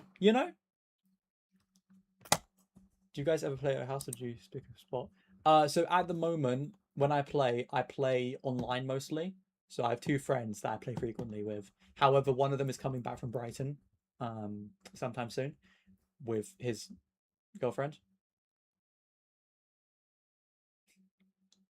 You know how it is in Brighton. You know, if you know anything about Brighton, you know why I'm making faces. But he basically said, "Hey, we both play Magic. Do you want to?" Well, I know he plays Magic. Obviously, we play together. But she also plays Magic. So, do you want to play Magic as like a trio at some point when we're back in your town? I'm not putting that info online just yet. Maybe one day. So yeah, so we're gonna be playing sometime. I don't know where we're gonna be playing though. We're probably gonna be picking a spot. I don't think we're gonna go to my house. Be a bit weird. I feel like it would make more sense to go to one of their houses since they're more comfortable there. Whereas if they come to my house, everyone's uncomfortable. But if I go to their house, at least one person's not uncomfortable. You know, for a bit. Dina Essence Brewer, whenever you sacrifice a creature, draw a card. It's a good draw mechanic, but also it means I get a method for sacrifice that gets me life and counters on a target creature, which is just good. The only problem is Dina's effects are often based on power, and that might be a struggle. However, luckily, my creature's power is going to be bumped up by counters, so that's fine.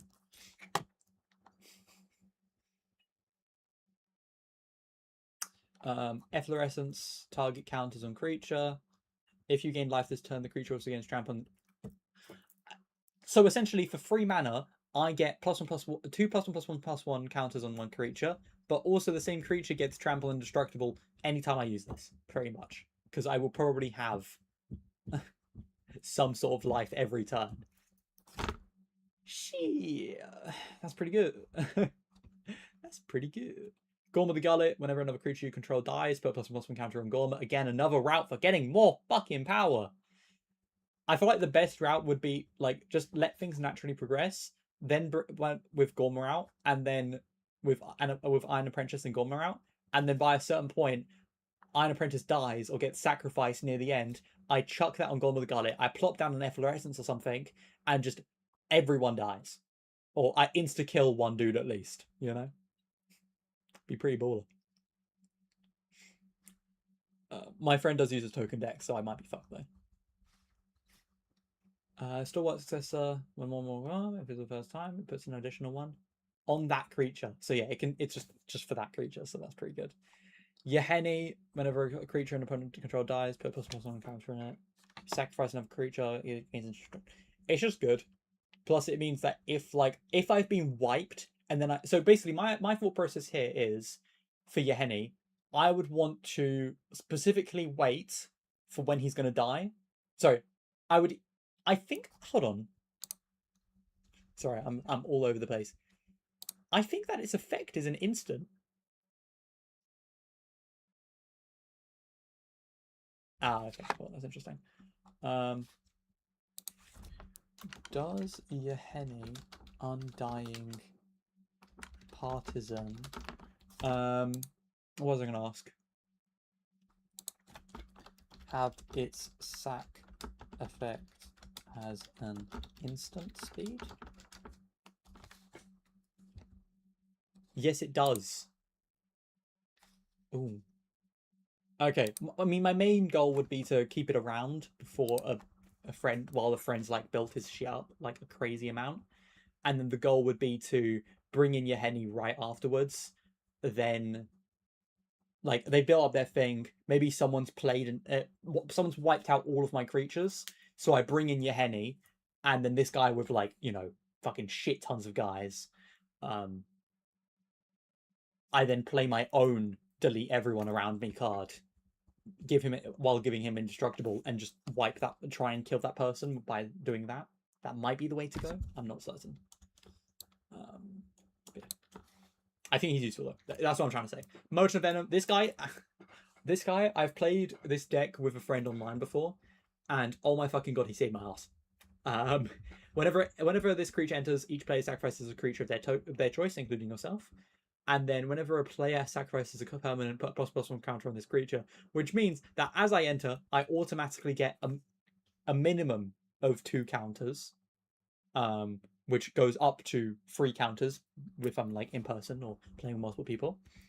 But then every time I'm sacrificing, it gets stronger and stronger and stronger. Anyway, Michael off. Beginning of your upkeep, create a 1/1 black and white creature for each counter on this creature, and I can devour stuff to put tokens on it. But I don't even need to devour stuff to put tokens on it. So theoretically, if I don't feel like sacrificing, I could just bring this guy out and then, you know, use a different method. But also, there's probably, like, I'm pretty sure I've got something that allows me to stack counters by sacrifice. So, yeah. This can get scary. My biggest problem is not having enough stuff to sacrifice or sacrificing something else. My Achilles. I just said a lot of stuff. I'm lost. I'll be honest. What's my Achilles? My Achilles is I have a lot of stuff I can sacrifice, but also I have a lot of stuff that I need to sacrifice stuff with. So I might just not have enough stuff to bring out things as well as I would like. If so, that is indeed one of my Achilleses. Achilles-y.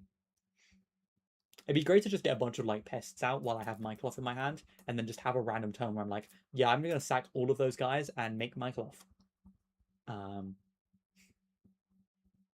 That'd be great. That would be wonderful. Hopefully I'd have like a life generator somewhere for when I sacrifice stuff, which would allow me to then bring out efflorescence if anyone tries to kill me. Should be fun. Okay, Death Touch, Sanguist. Yeah, I don't. Problem is, I don't want to delete any of these. They're all good. They're all good. Draw generators. Okay, this is probably where I'm gonna change some stuff up. Keeping the Gravestone effect is really good. Him, survival 1, you draw a card and lose 1 life.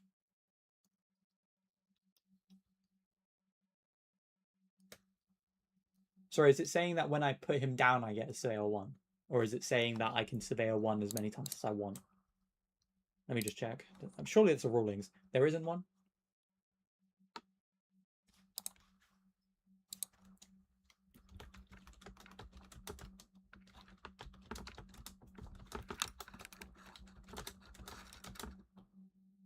Him of what one? Him of the Fallen? Fall there.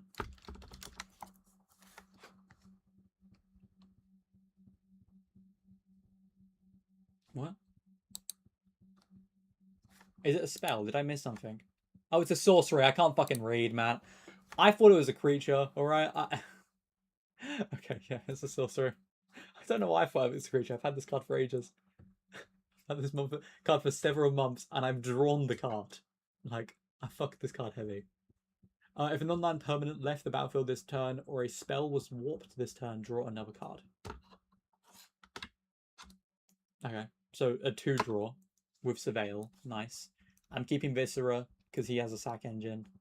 You draw 2 cards and lose 2 life. It's basically the same thing, but this one's better. Alright, as this regards the spell, you may sacrifice 1 or more creatures. When you do, copy the spell for each creature you sacrifice this way.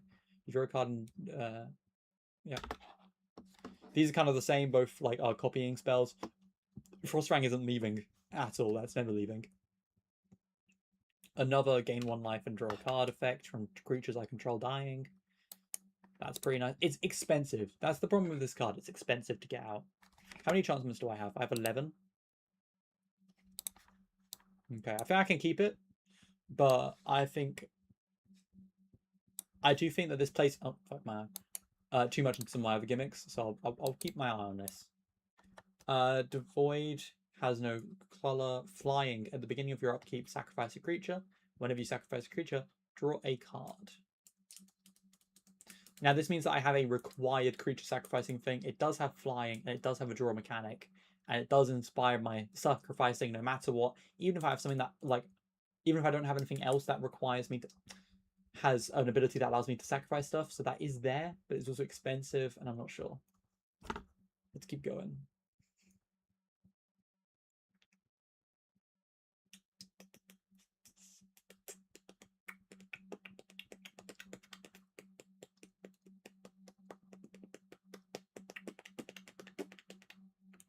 Sorry, Surveil 2. Isn't this just a worse version of him? Oh no, it has Surveil 2. And it's guaranteed to draw 2 cards.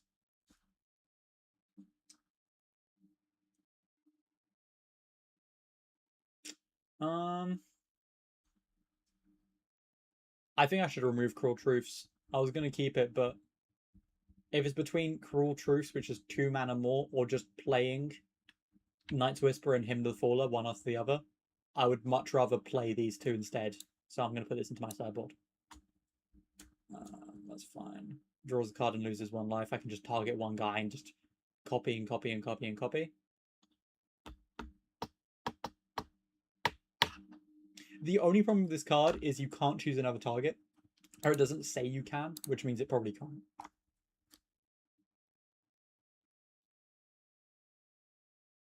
Okay.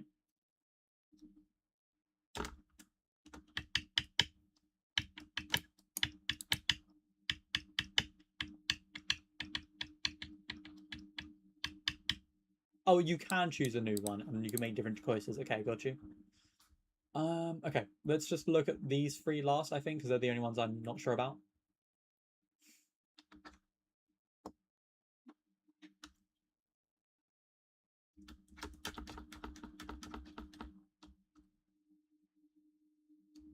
Pens. Man, you're reminding me more and more of this, dude, I know. Where I frequent asked them, then bought a condom. What?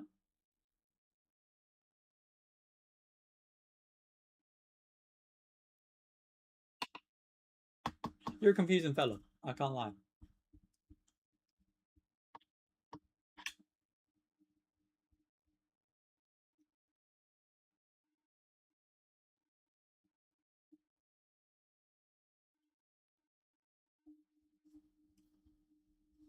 I think because Plum the Forbidden is basically just Ominous Harvest, but 1 cheaper, I kind of want to get rid of it.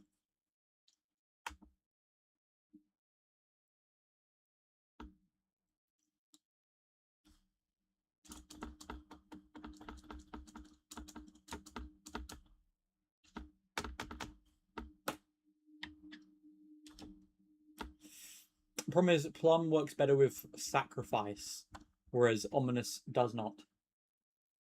Well, actually, do tokens count as being put in the graveyard?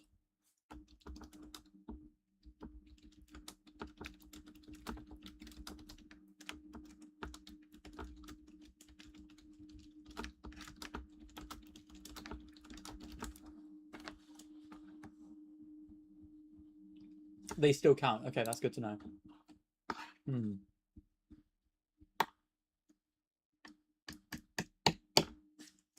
I think I'll remove this. Okay.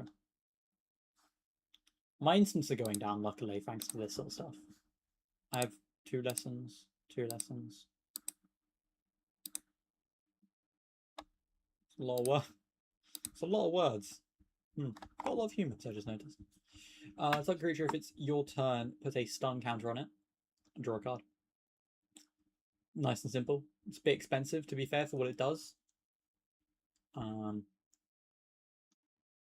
Especially since the main benefit is not using it on your own turn. But you do get to draw a card from it as well. So I guess 1 mana for drawing a card and then 1 mana for tapping a creature. Not too bad already, is it? I'm certainly not against it. Cost of Brilliance. Target player draws 2 cards and loses 2 life, but +1 counter on it for 1. Again, it's got 2 separate effects, so you can just choose one guy to lose life. Sorry, draw cards and lose life, and then another creature. Nice. Yeah, I think I'll leave that as is. I don't think I can change anything here. Nope. Nah. None.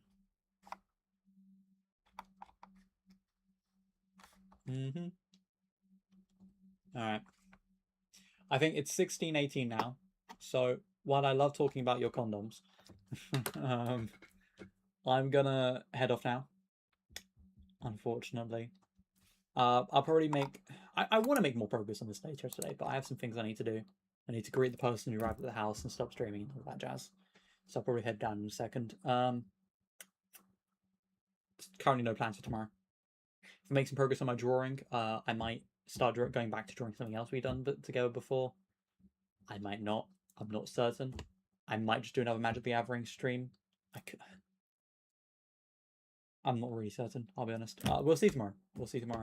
But yeah, have a good night, evening, morning, afternoon, whatever it is.